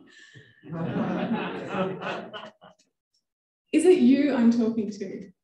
Do you have words burning in you, portraits scorching, landscapes hesitating, sunflowers not yet sun-powered? Do you have stuff to say other than I couldn't do that? Other than I couldn't do that. On behalf of Van Gogh, myself, Van Gogh, myself, and every other poet in this room, we want to say you could do that because we have. So on behalf of all who would encourage you, by all means paint, by all means write, by all means tell your story on the page or the mic. And here's some advice that you'll hear around this scene. Getting up on stage is just a couple of big breaths followed by a couple of small steps. Sharing your own poems is like sharing a delicious pie that you baked with love. The audience all want a slice. So when you hear a voice telling you that you can't, that's not a final statement. Next time, hear it for what it is, the ghost of Van Gogh sending you an invitation.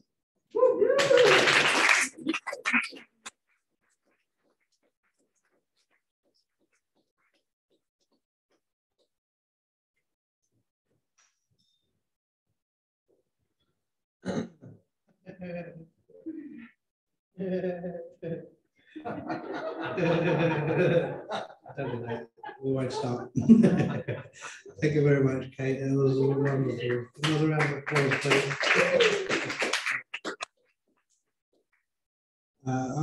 We're just about ready for the break.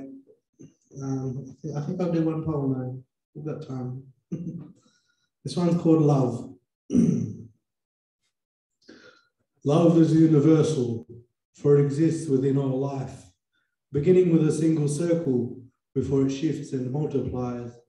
Love is what sparks the heart, so shocking and electric, bringing light to the hollow dark, giving everything its blessing. Love is the roaring flame, which can germinate the earth, to enrich the soil and make a bed from which seeds emerge. Love is the calming waters that hydrate the physical mass, whilst cleansing the spiritual portion that connects all of this to that.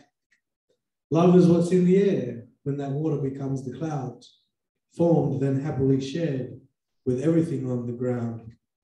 Love is the tiny seedling as it reaches for the morning sun, after freezing throughout the evening, producing dew when the morning comes. Love is the birds and bees, bugs and butterflies, the vivid colours in a summer breeze when enjoying nature for a while. Love is defined by humans when in reality it can't be explained, for whatever sum of words one uses is not enough to put this feeling to page. Love is an unspoken language that the deaf can hear and the blind can see, something that can never be vanquished, so effervescent and carefree. Love is a timeless thing, for it was here before any clock. Now watch while the whole world spins and the love returns to the lost. Thank you. Just another housekeeping rule we've been given is if we bought any glasses or bottles up, just bring them down with you back to the bar. And yeah, we've got a break, about 40 minutes, 30, 40 minutes. Thanks, everyone.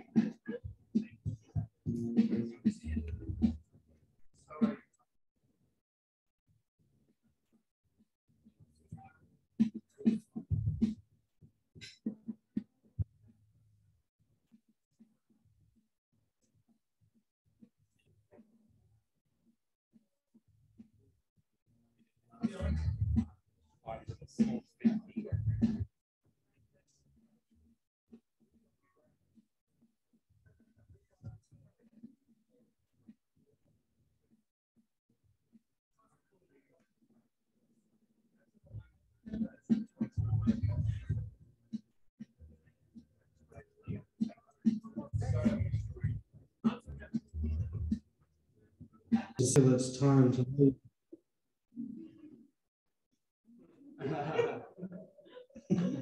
Sometimes it's fast, sometimes it's slow. It depends on circumstance.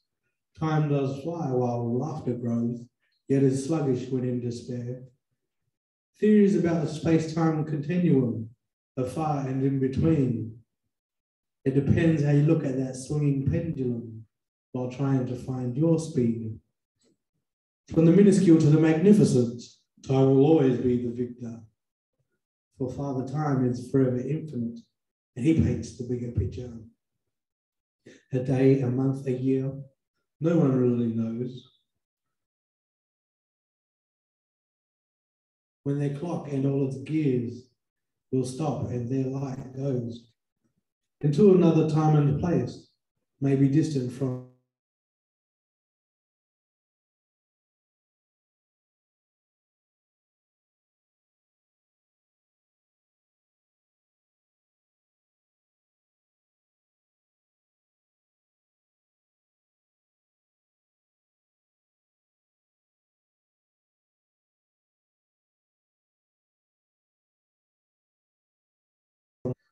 Thank you.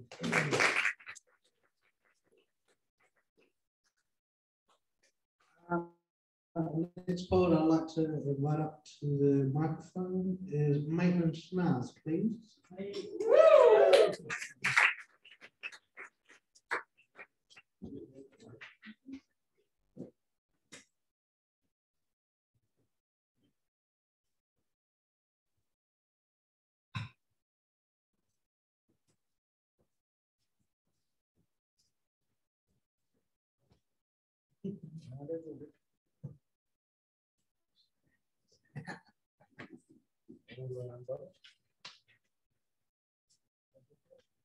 Yes.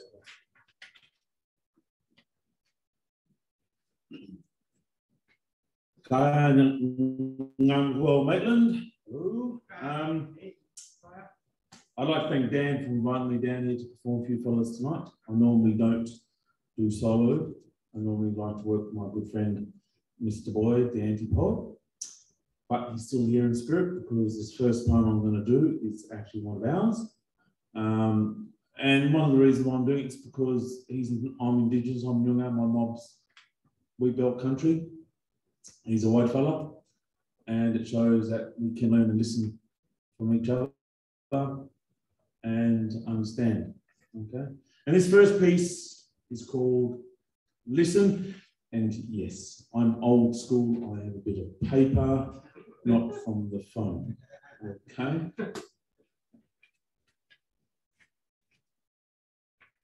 I gaze into their eyes. Where are they from? Where am I from? Listen. There are deep holes in this country, scars in the flesh of old trees.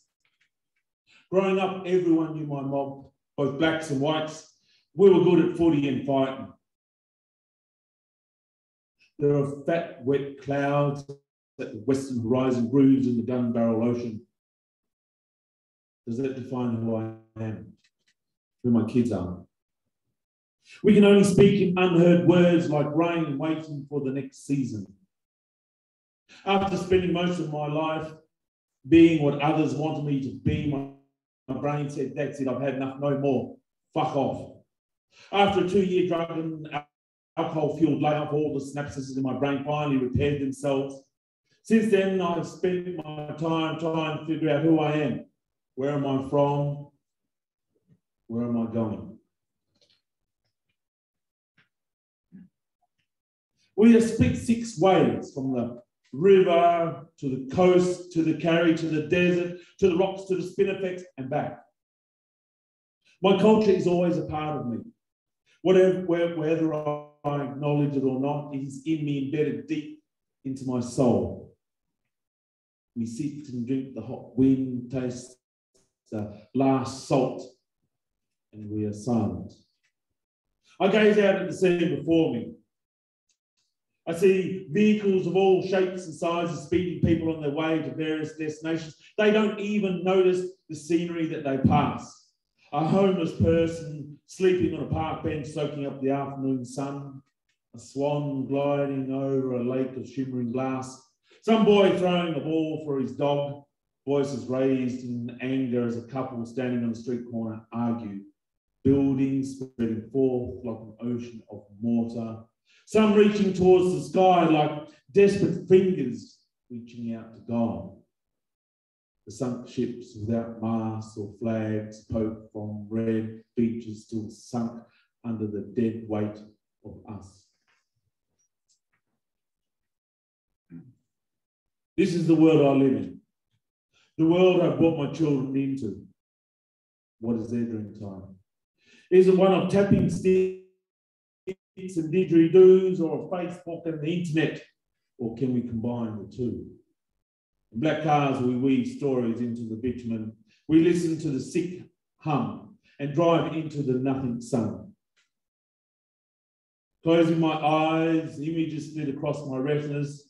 Blood soaking into dry, cracked earth, vapour trails of jet planes crisscrossing the sky, turning into a chessboard of frozen blue. A snake slithering out of a didgeridoo painted in black ants, faces of politicians, both black and white, flashing across a 142-centimetre plasma HD TV, and footprints stretching across the landscape as far as the eye can see. My footprints. Brothers and sisters, tell your aunties and uncles that there is a battle going on inside of me for my soul. A battle between the Warrigal and MacBook Pro, between Moo-Tail Stew and KFC, between the old and the new.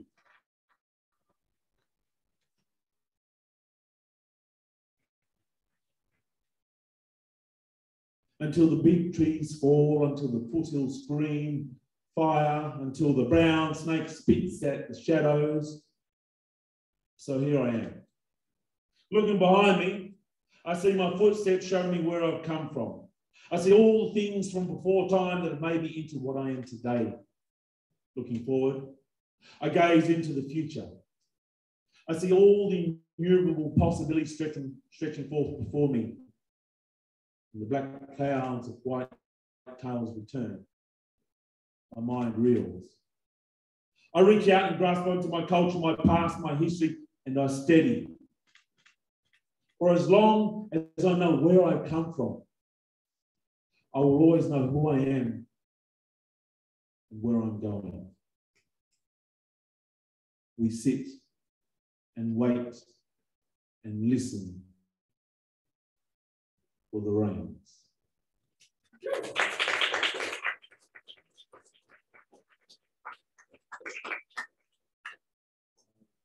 I'm only gonna do three. Next one, some of you might have already heard this one before. It's called Blood, Mud, Salt. This one I wrote out at Lake Ballard, which is Wongai country, and the land spoke to me. I didn't know what to write, and then all of a sudden, it literally was the land. And that's women's country, so I feel even super privileged.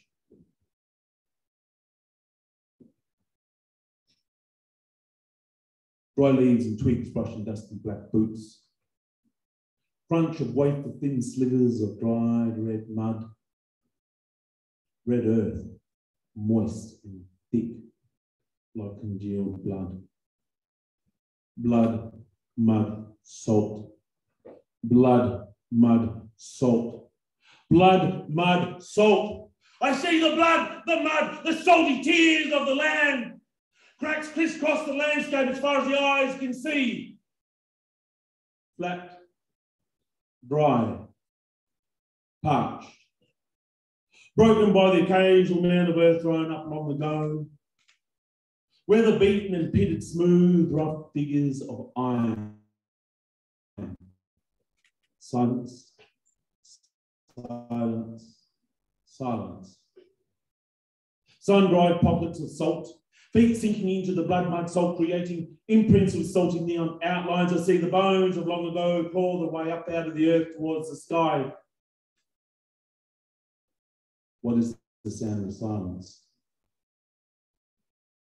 I feel the sound of the wind as it brushes past my ears. Birds drift across the endless blood, mud, salt. Little holes of minute life forms pockmark the endless blood, mud, salt. Like little holes in my memory, little pockets of blankness. I look forward, never back. There is a fly constantly buzzing around me, demanding my attention. Is it the same one? Blood, mud, salt tinged with blackness. Piles of iron grey disrupt the endless uniformity of the blood, mud, salt. I hear them crows again off in the distance. They are still watching me. Grass pushes up through the shadowed red rock. I am not moving now. I am motionless on this mound of earth rising up out of the blood, mud, salt. There are trees upon it, some bleached white, some iron grey. There are many skeletal arms stretching forth towards the heavens, frozen in the final death screams. They contrast strongly with the occasional tuft of green grass, wildflowers, and trees that are still alive and are shelter to the birds and animals whose droppings litter the ground. As I remove my boots, jagged edges of rock dig into my feet, not hurting, just bringing in awareness. Standing as naked as the day I came into this world, I listen.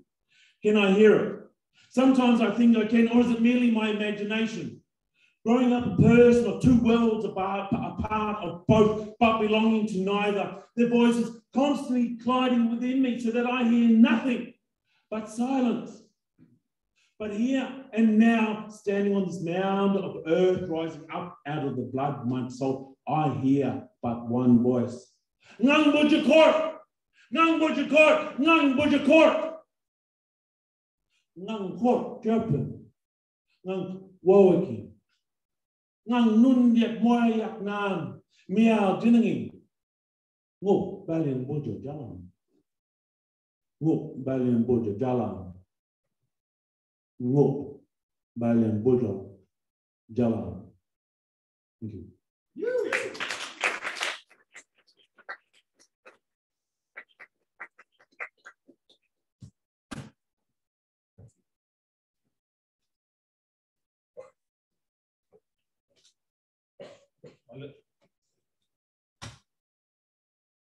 A little make-up stand.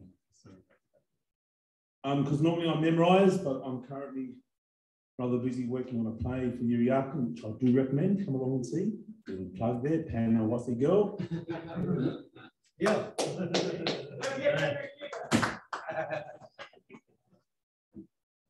Zach's up the back there and he's working for Yuri Yarkin, so I've got to put the plug in.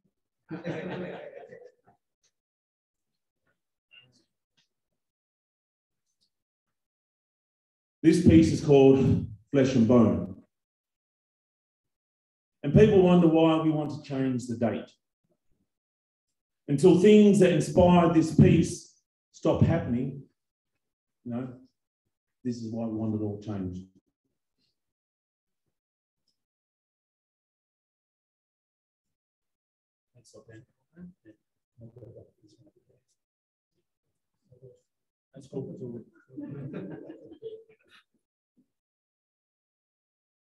A river of red seeps into the earth.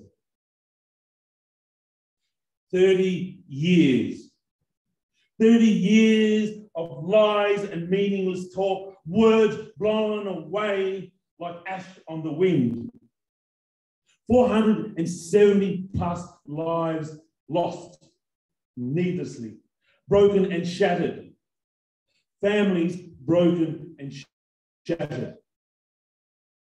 Flesh and bone, flesh and bone, flesh and bone. Black feet on sand, black skin beaded with sweat, black face running with blood, black voice crying out, black hand reaching out. Flesh and bone, flesh and bone, flesh and bone.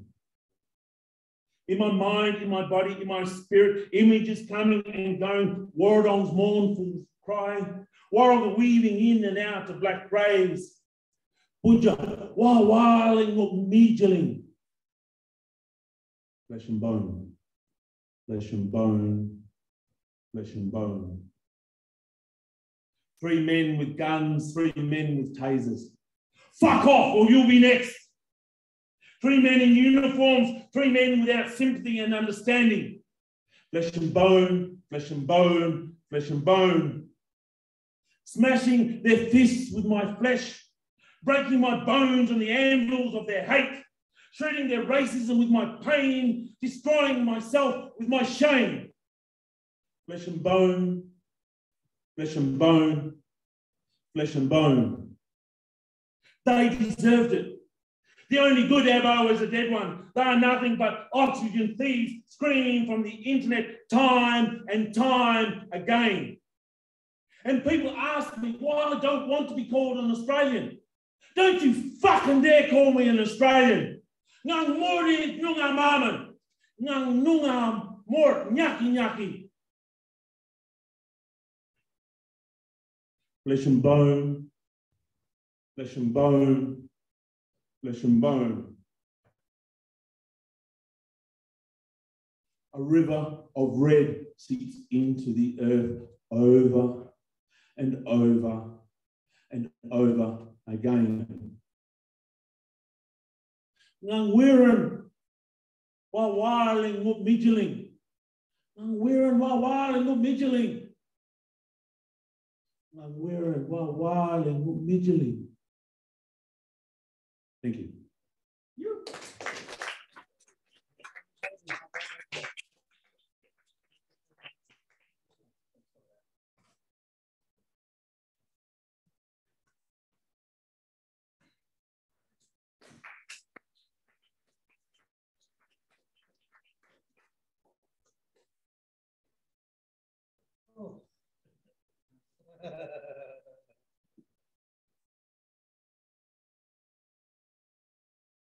Again, just wow. Yeah,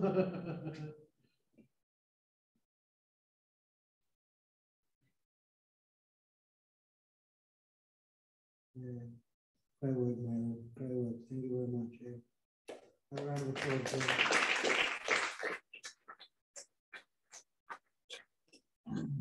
The next poet I'd like to invite up to the stage is Sharon Shazza Wood Keny, please.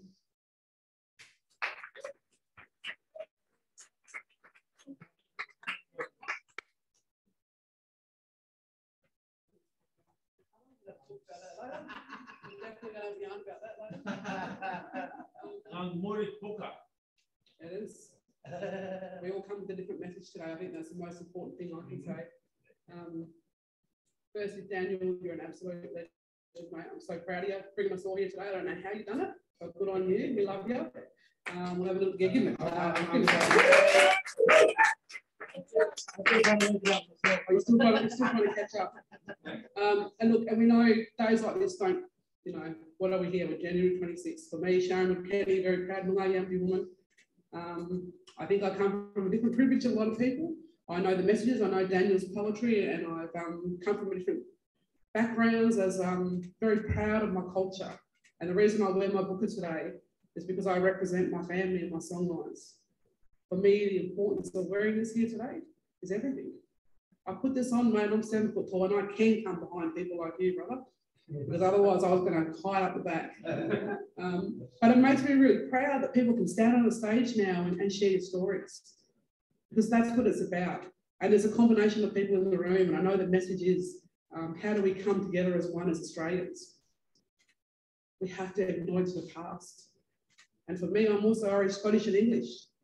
And I'm quite proud of the people in my family, in my bloodlines, that come from the ships. But I also know there's many yarns in there that I'm not so proud of. And when I speak to that, I don't speak to that about shame. The shame holds us back, shame and guilt and sadness. They stop us from going forward and making a difference and make us step back and watch and observe. We don't need observers anymore. We need people to listen and come with us on a journey to understand the old people's stories. Because I know we get to stand at the front of the room. My nan would have loved this opportunity. She never had it. How cool was that? She was a way better woman than I could ever be. They didn't get the opportunities that we get today. I feel like we hear it all the time. We're standing on the shoulders of our ancestors and people just throw it out there. But for me and my family, that is so true. It is an honour and a privilege to have a microphone and to speak about the travesties of this country and what's happened. But to also know that no one here today is part of the problem unless you don't come and listen to the journey, unless you are continuing to carry the racism, the blood, the sweat, the tears, unless you're continuing that journey. So every time I get the microphone, I say this: who are you? What do you want to represent? What are you leaving behind here? Are you going to leave behind something that everyone feels proud of for generations to come? The only way we can do that is by holding ourselves in a way that's respectful to land, to water, to our animals, the carers of everything. That's our mob, right? I know for me as a little girl, we didn't have a lot, but what we did have, we had country. We had the waterways. I was so proud to sit on a river and hum our songs and to hear that. I'll never forget that. As much as I'm an 1971 girl, as much as it was such a racist time in school and in so many other places, and for me, I'm Irish, Scottish and English as well, so where the hell do I fit in? But I know my country. I know my people. I know my heart. I know if I take my shoes off, brother, I can outrun anyone. I know that my country, my heart, my mort is so important to me. So whenever we get a microphone, the message is, what can you do to make this a better place? How do you acknowledge your Untitled Chapter? How do you know you're on our country? What do you do every single day to make it a better place? But also, I like to challenge our own mob these days and say, how do we make it a place where everyone can come and belong? Because we need to make a difference. Someone needs to be the heroes. And I think we have got the power at the moment to do that. I feel the shift. I feel it in so many places. So I say, and as I said when I started today, I think I come from a different privilege right now, because I do feel like I see a shift and a change. I know my son sits in the police force, and I know my daughter gets to do forensic science. We have great opportunities. That was never an option for our mob before that. So as we walk towards 200 years of colonisation, 229, I know this. When I share my poem today, my nan's story, I know every word of it means so much to me. The traditional ways, the humming on the river, our shoes off, running, jumping, being with family, and knowing how important that was, that's still everything to me. Tell you what, you move my kids away, I'll cry. Daniel knows they're trying to move out and I'm just broken. Because family is everything that makes us strong, right? But as we come together as a community, we can be so strong. We have to do it together. It's a real thing. So when you see someone wearing a burqa, you know from their family, from their community, that they carry the song lines for their family. And for me, I lost my mum 3 years ago. I would rather not wear this burqa. I'd rather have my mum every day. Because I still can't speak about it without wanting to cry. I miss her. And now I know I carry the responsibility of everything she didn't get to do. Now it's my responsibility. So I take that fucking seriously. Sorry, girls in the back, but I do. It's a real thing. So I don't wear it for any other reason. It's not for photos, mate. It's because this is my family. This is my freaking world. It's everything to me. And I'm here to fight the fight to make a difference so that we all can live in this country as one. My husband's a Wodger. He's a pretty good bloke. He goes all right. He's been around for 32 years, man. He goes all right. But we know that, come on, Dan, don't start crying already, brother. You put me up here. But you know, we have to do it together. It's a serious business now. When we get the privilege, and I'll call it privilege, of standing at the front of any room, you've got to be speaking for your mob, but you've got to be speaking for everyone. As we lead forward, we all need to lean in and invite everyone on the journey. Sorry, I made Daniel cry, but he deserves it. And look, for me today as well, I've just come from an Australia Day event this morning. And look, some people say, why do you do that? Why would you want to be there? And for me, it's an opportunity to share our culture. And I said to everyone today, if you come and sit with my old people, you come and sit around the fire with my mob, you too would feel proud to be an Australian person. You too would feel proud of Aboriginal people. Our medicine, our bush medicine, our culture, our dance, our song, everything.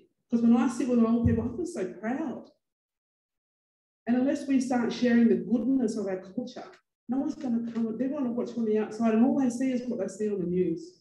So on reflection, respect, response.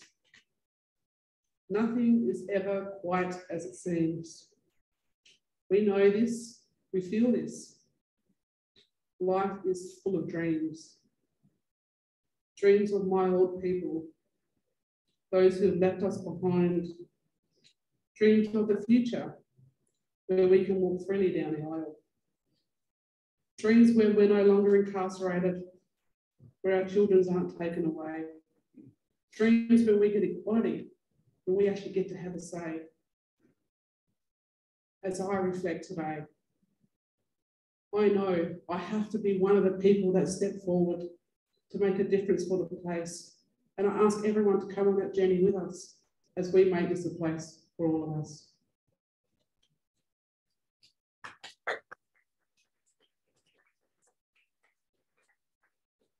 You right there, brother?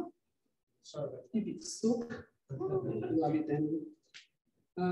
And before I read my poem, because once I read this, I won't be able to speak that much, because it always makes me emotional. And look, I wrote it years ago. We were in a poetry class together with some really amazing people, and I met someone there, Tooga Morrison, who actually knew my uncles back in the day, and they used to run through Beaufort Street. And here we are on Noongar Radio. Big shout out to Noongar Radio up the road, 100.9 FM. Give them a shout.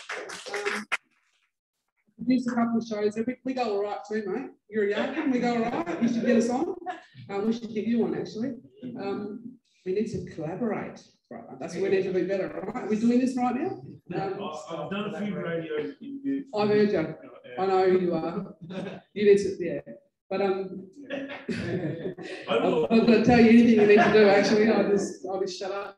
But this place here, just up the road on Beaufort Street, the history of this place and of the old people, and anyone that doesn't know, the park just up the road where our mob keep going and everyone keeps trying to kick them out.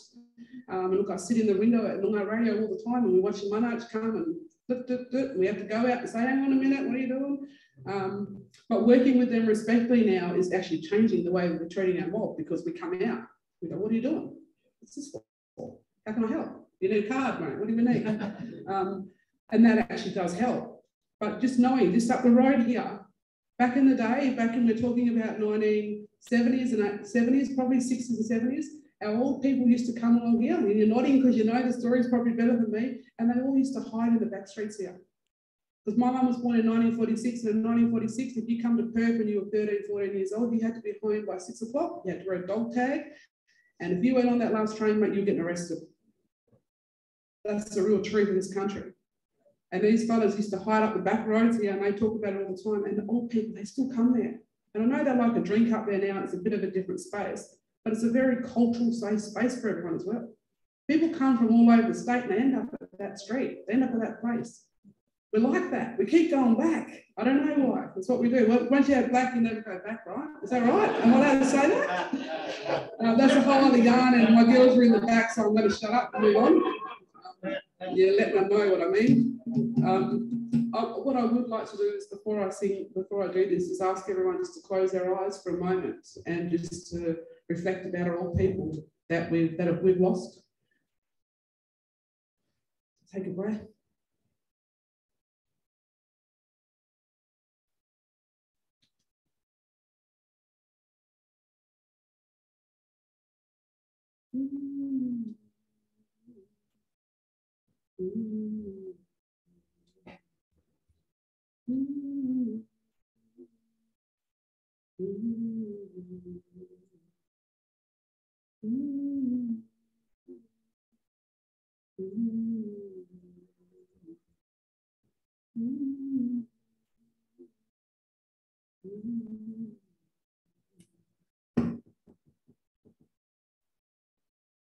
A little bit of my old people's song they used to sing on the river, and you've probably heard it a million times. A lot of people sing it, and they sing a lot of different words to it. But that humming sound, that's from here, that's from our country. And everywhere you travel around the state, which I do a lot of, everyone's got their own song lines that we used to hear on the rivers.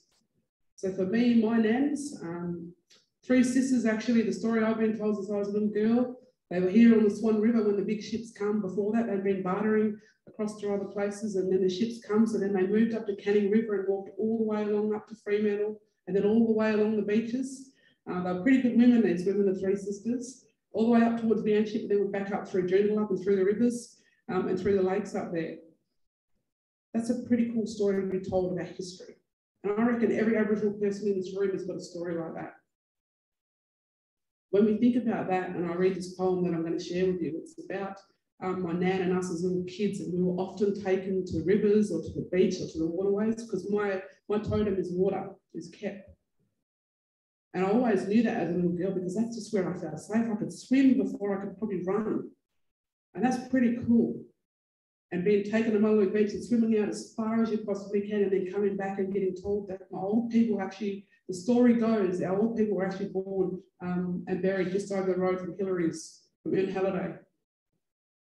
And growing up as a young person, hearing that and not really putting it all together, and then turning up as an adult and reading the history and going, hang on a minute, it's actually true. How cool is that? That they'd walk on the same journey with me.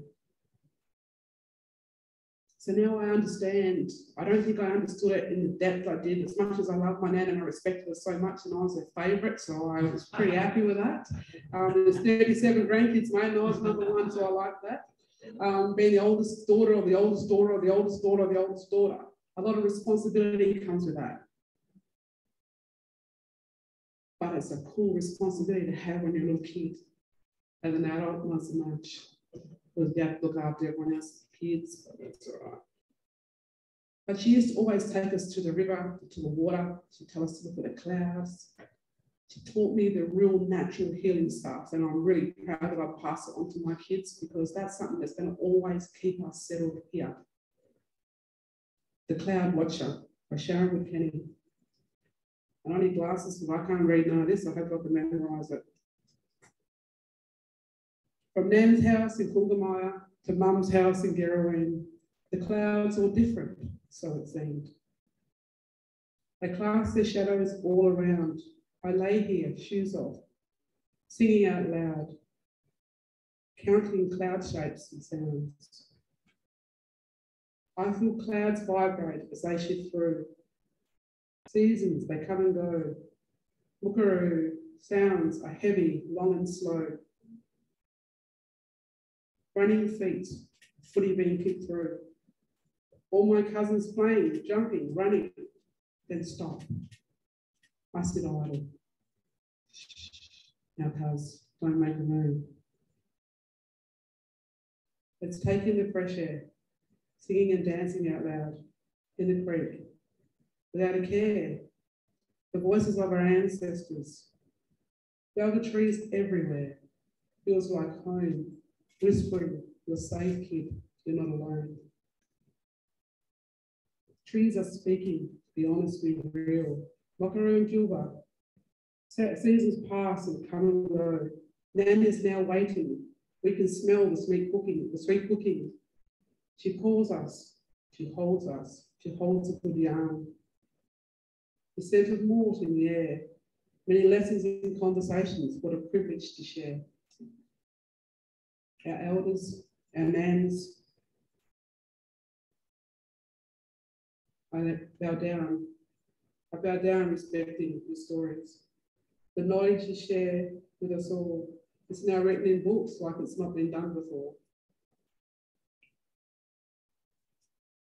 Our traditions, our old ways, our new ways.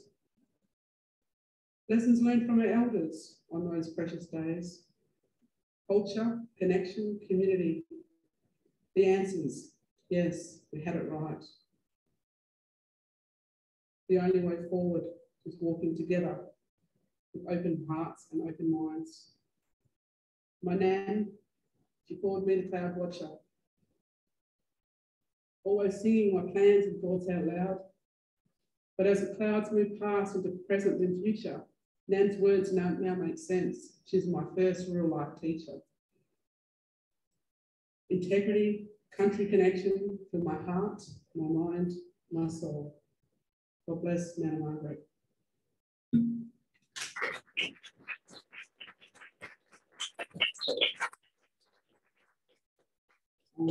I paused because I couldn't say that well, but also because it makes me feel emotional. Like I said, when we share stories like that of my old people, of being on the rivers and the waterways, we talk about it all the time. We know how important it is.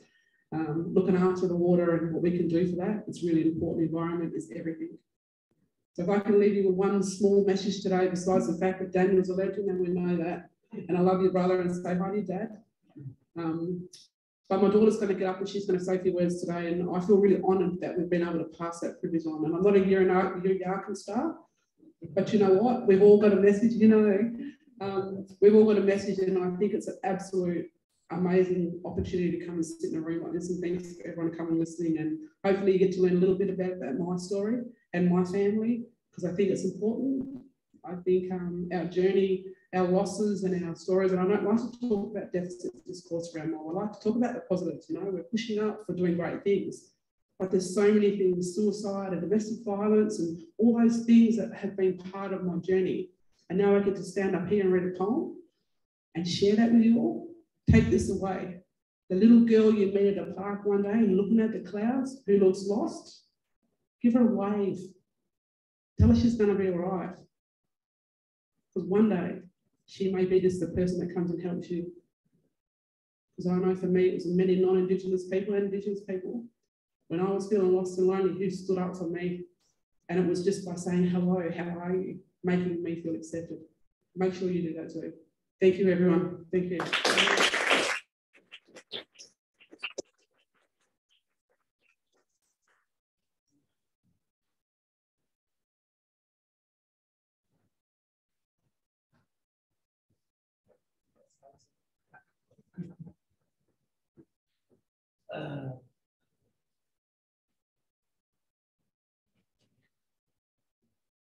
Again, wow. I feel like I've been saying that a lot today, but can you blame me? Thank you so much, Shazzy. Can we please give another round of applause?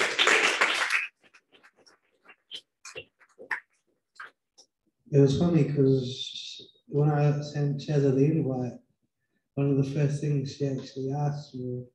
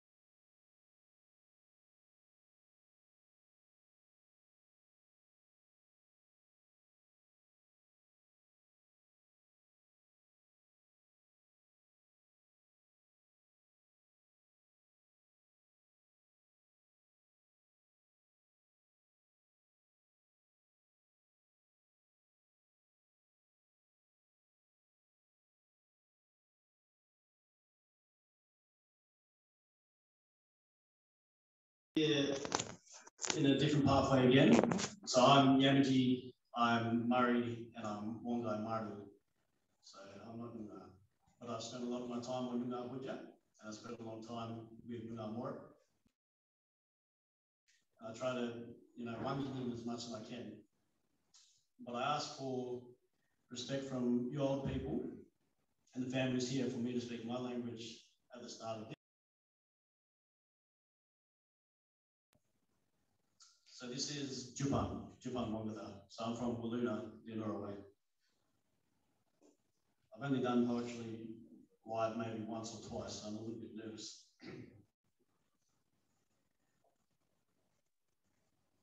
You are.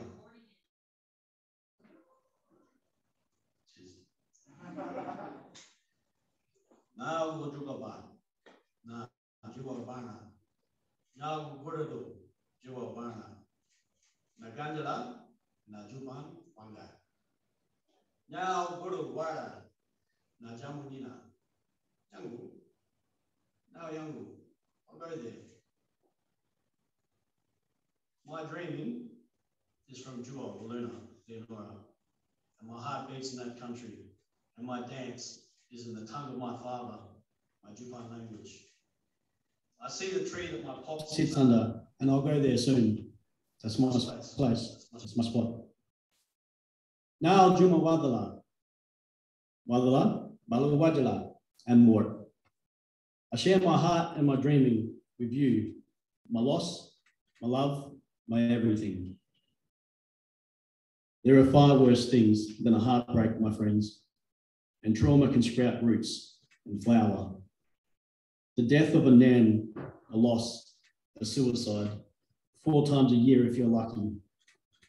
If you remove all that hurt from my chest, you'll see magic, because I walk in my pop's iron boots. Now that man, he could move mountains, held up by my nan, and that's what I call black power.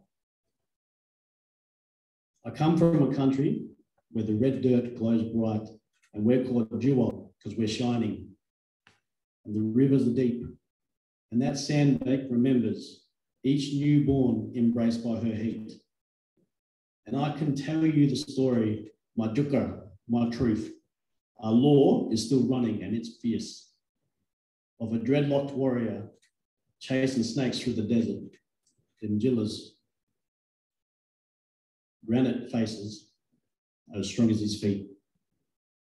And I go to that place, the place my Jumble was born, that river, that creek and that tree. And all that strength, it's mine, and it shines in my eyes, and you can never take that away from me.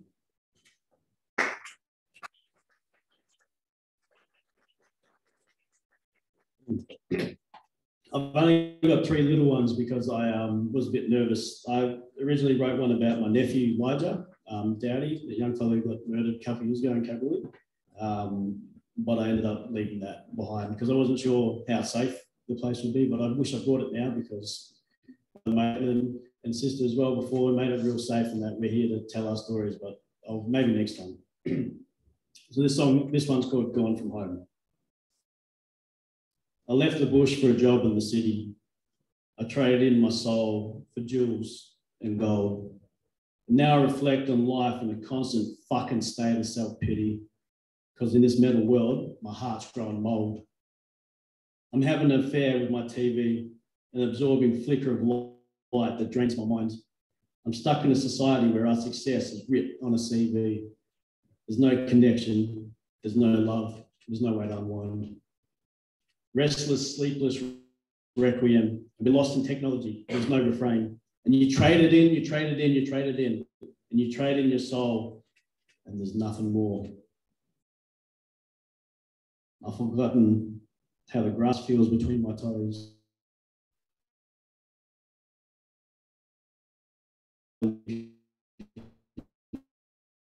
Talk through the trees, and that shifts with an ebb and flow, but it's one, and it's one we'll never know. Thank you.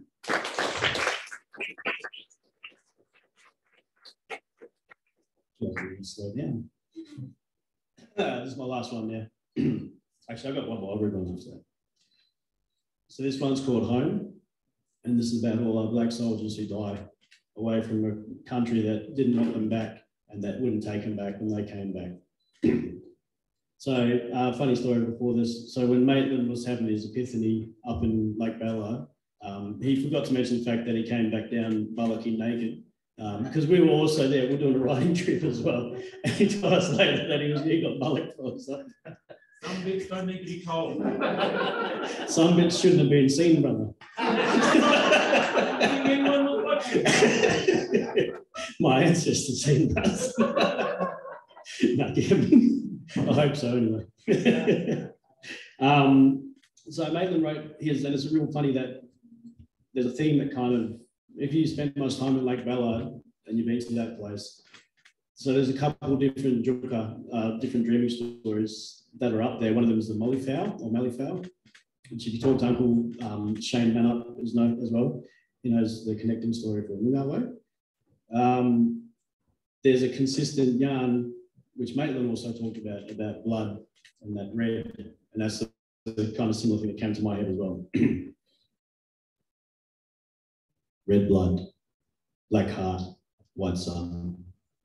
There's smoky clouds that rising from trees and they only want to grow. Their heart in glowing embers lie next to our father's blood.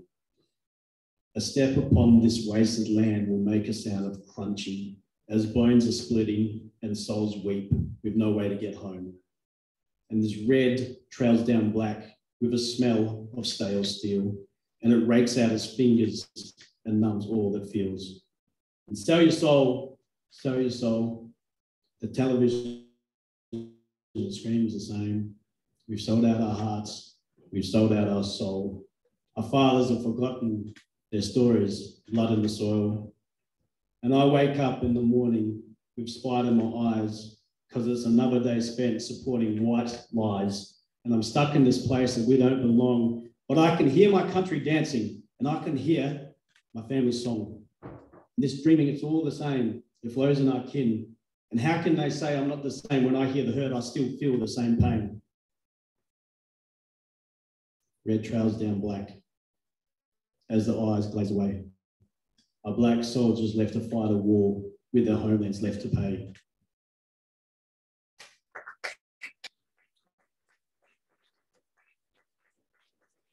Well, I might just leave it there. Thanks, Bob.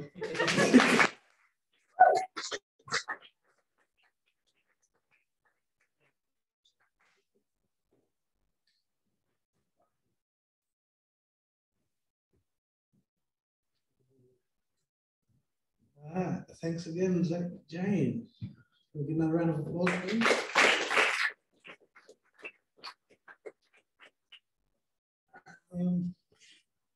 All right, we're actually up to our last poet now for the day now. And yeah, it's actually Sharon's daughter, like she said, and I'd like to please invite Paige Wood Keny up to the stage.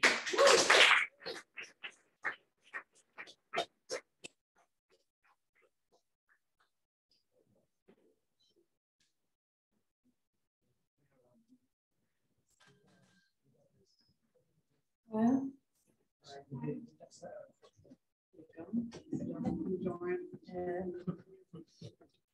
You leave my sister alone.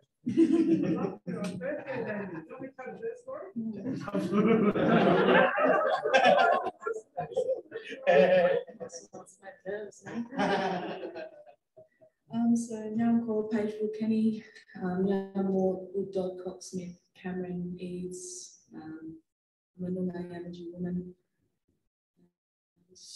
Don't have too much to say beforehand. Mine's probably going to be quite short and very, not quite the rise up to the other three before me, so absolutely brilliant. But yeah, just during, it's really great to be able to speak today on the 26th, you know, Australian Day as they like to call it, but it's not really Australian Day, it's nothing at all, and it's our choice whether or not to celebrate that, and us being here doing this today is making a huge difference and really providing some education for the fellas out there and what you should be doing. And we really need to actively decolonise other people and decolonise society and the systems that continue to keep us in such a colonial way of thinking and being, and we need to then rebuild ourselves and rebuild society and rebuild the systems that have kept us down for so long. So my poem's a bit written in the poetry class with Daniel and Mum and Uncle Tua and everyone else that was there, and it's about walking into the world, being fair-skinned, but being Aboriginal and being very proud of it. Taunting slurs, you don't look Aboriginal, lost, forlorn. Who am I? In the yarning circle, the Banksio's lit. It's passed around, woman to woman, like it always has been, by those who come before. You just think you're alive. The gloomy room, the pale complexion. You're too distant. Their whispers visit me in the dark. My spirit goes quiet. There is no calm. There is no light.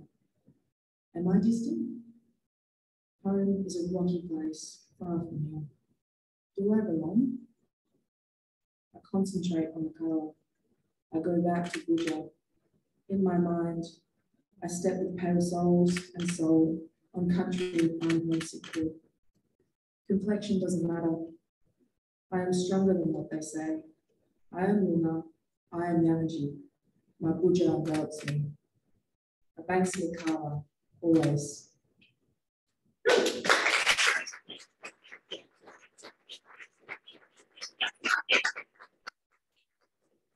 Just want to say thank you so much for letting me speak a little bit. I just want to get Daniel up here. To go to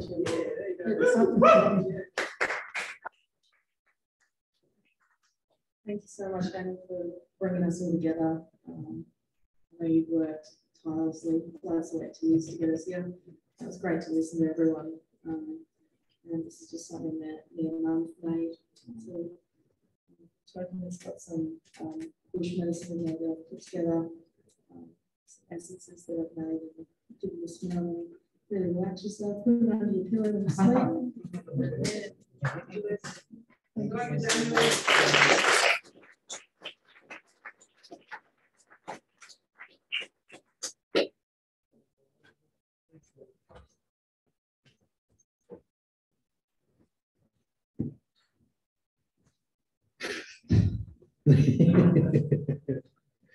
That was beautiful, Patty. Thank you very much. Yeah.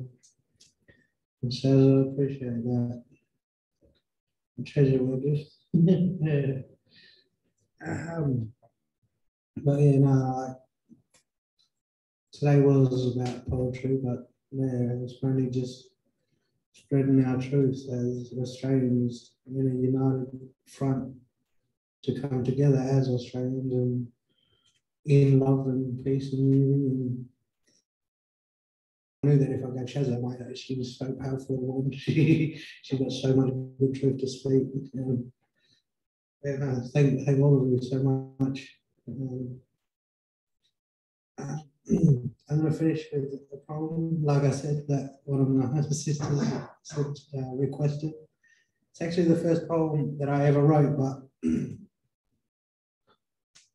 and one that first one I memorized, but after all the sort of feels I just got from such a good set and from all the great poets today, I'm still going to have a bit of a reference. So, this one's called Mum's Song. I tried to find one that I called Nan's Song after you spoke about Nan having to go home after the dark and stuff.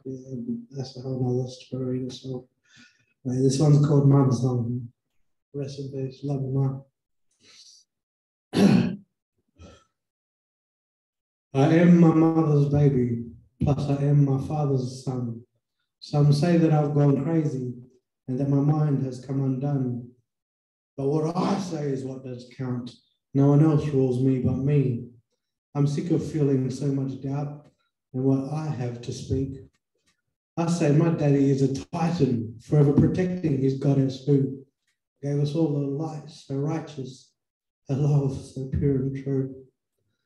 How I wish I was much stronger, like my mum and dad before me, and Iron Fist would have me conquer, mixed with that love my mama taught me. But I'm really just a dreaming traveller, who has strayed far from his path, lost wondering if I really matter, since that part of my heart went to join the stars. He said things like, don't fret for me, I'll always be around, to people who would cry and weep, forgetting heaven is in the clouds. You told your husband, I'll wait for you at that special place. And I know you're still here as a muse. I feel it every day. Now I want to say how I truly miss you, but one understatement that would be more ice cold than any igloo. It's how this world now feels to me. And if it wasn't for this roaring fire you instilled inside my soul, I wouldn't think of so much higher or insightful sort of goals. So thank you, Mum, for all you've done in seeing me right through. Until we meet again, my Mum, I miss you, miss you, miss you. Thank you.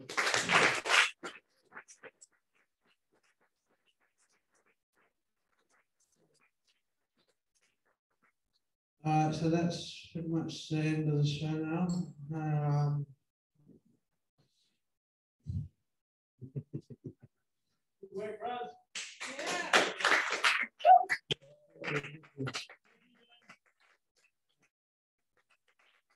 Thank you all for coming here today and supporting the cause on this cause.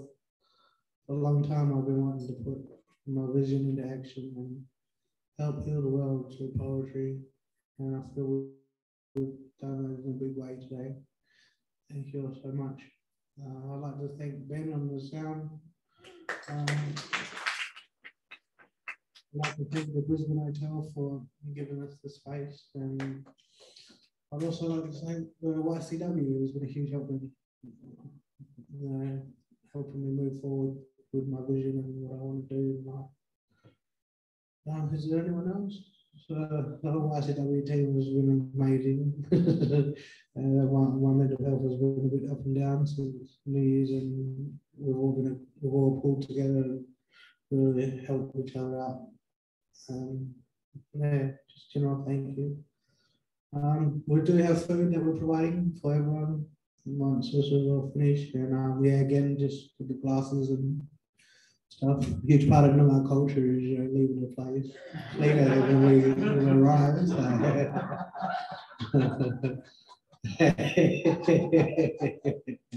And is there anything else again?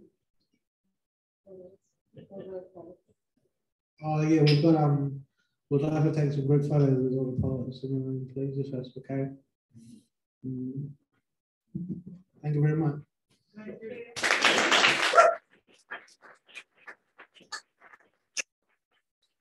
Let's get all the poets in the room up for that, please.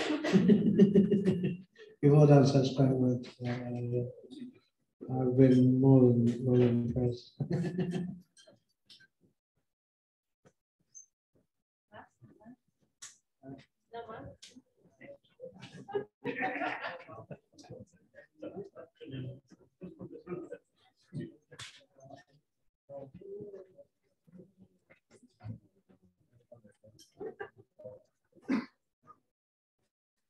Cheers.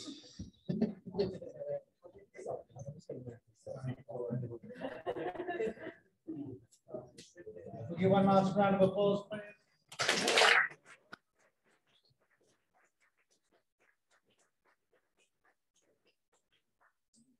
Do you want to do one with Mask on, then one off? We'll do it with first. Yeah. Okay. Big smiles, guys. Awesome. Pass it on. Don't breathe. Awesome. Here we go again. Awesome. Good on you, Daniel. Good on everyone. Thank you all. How cool is this?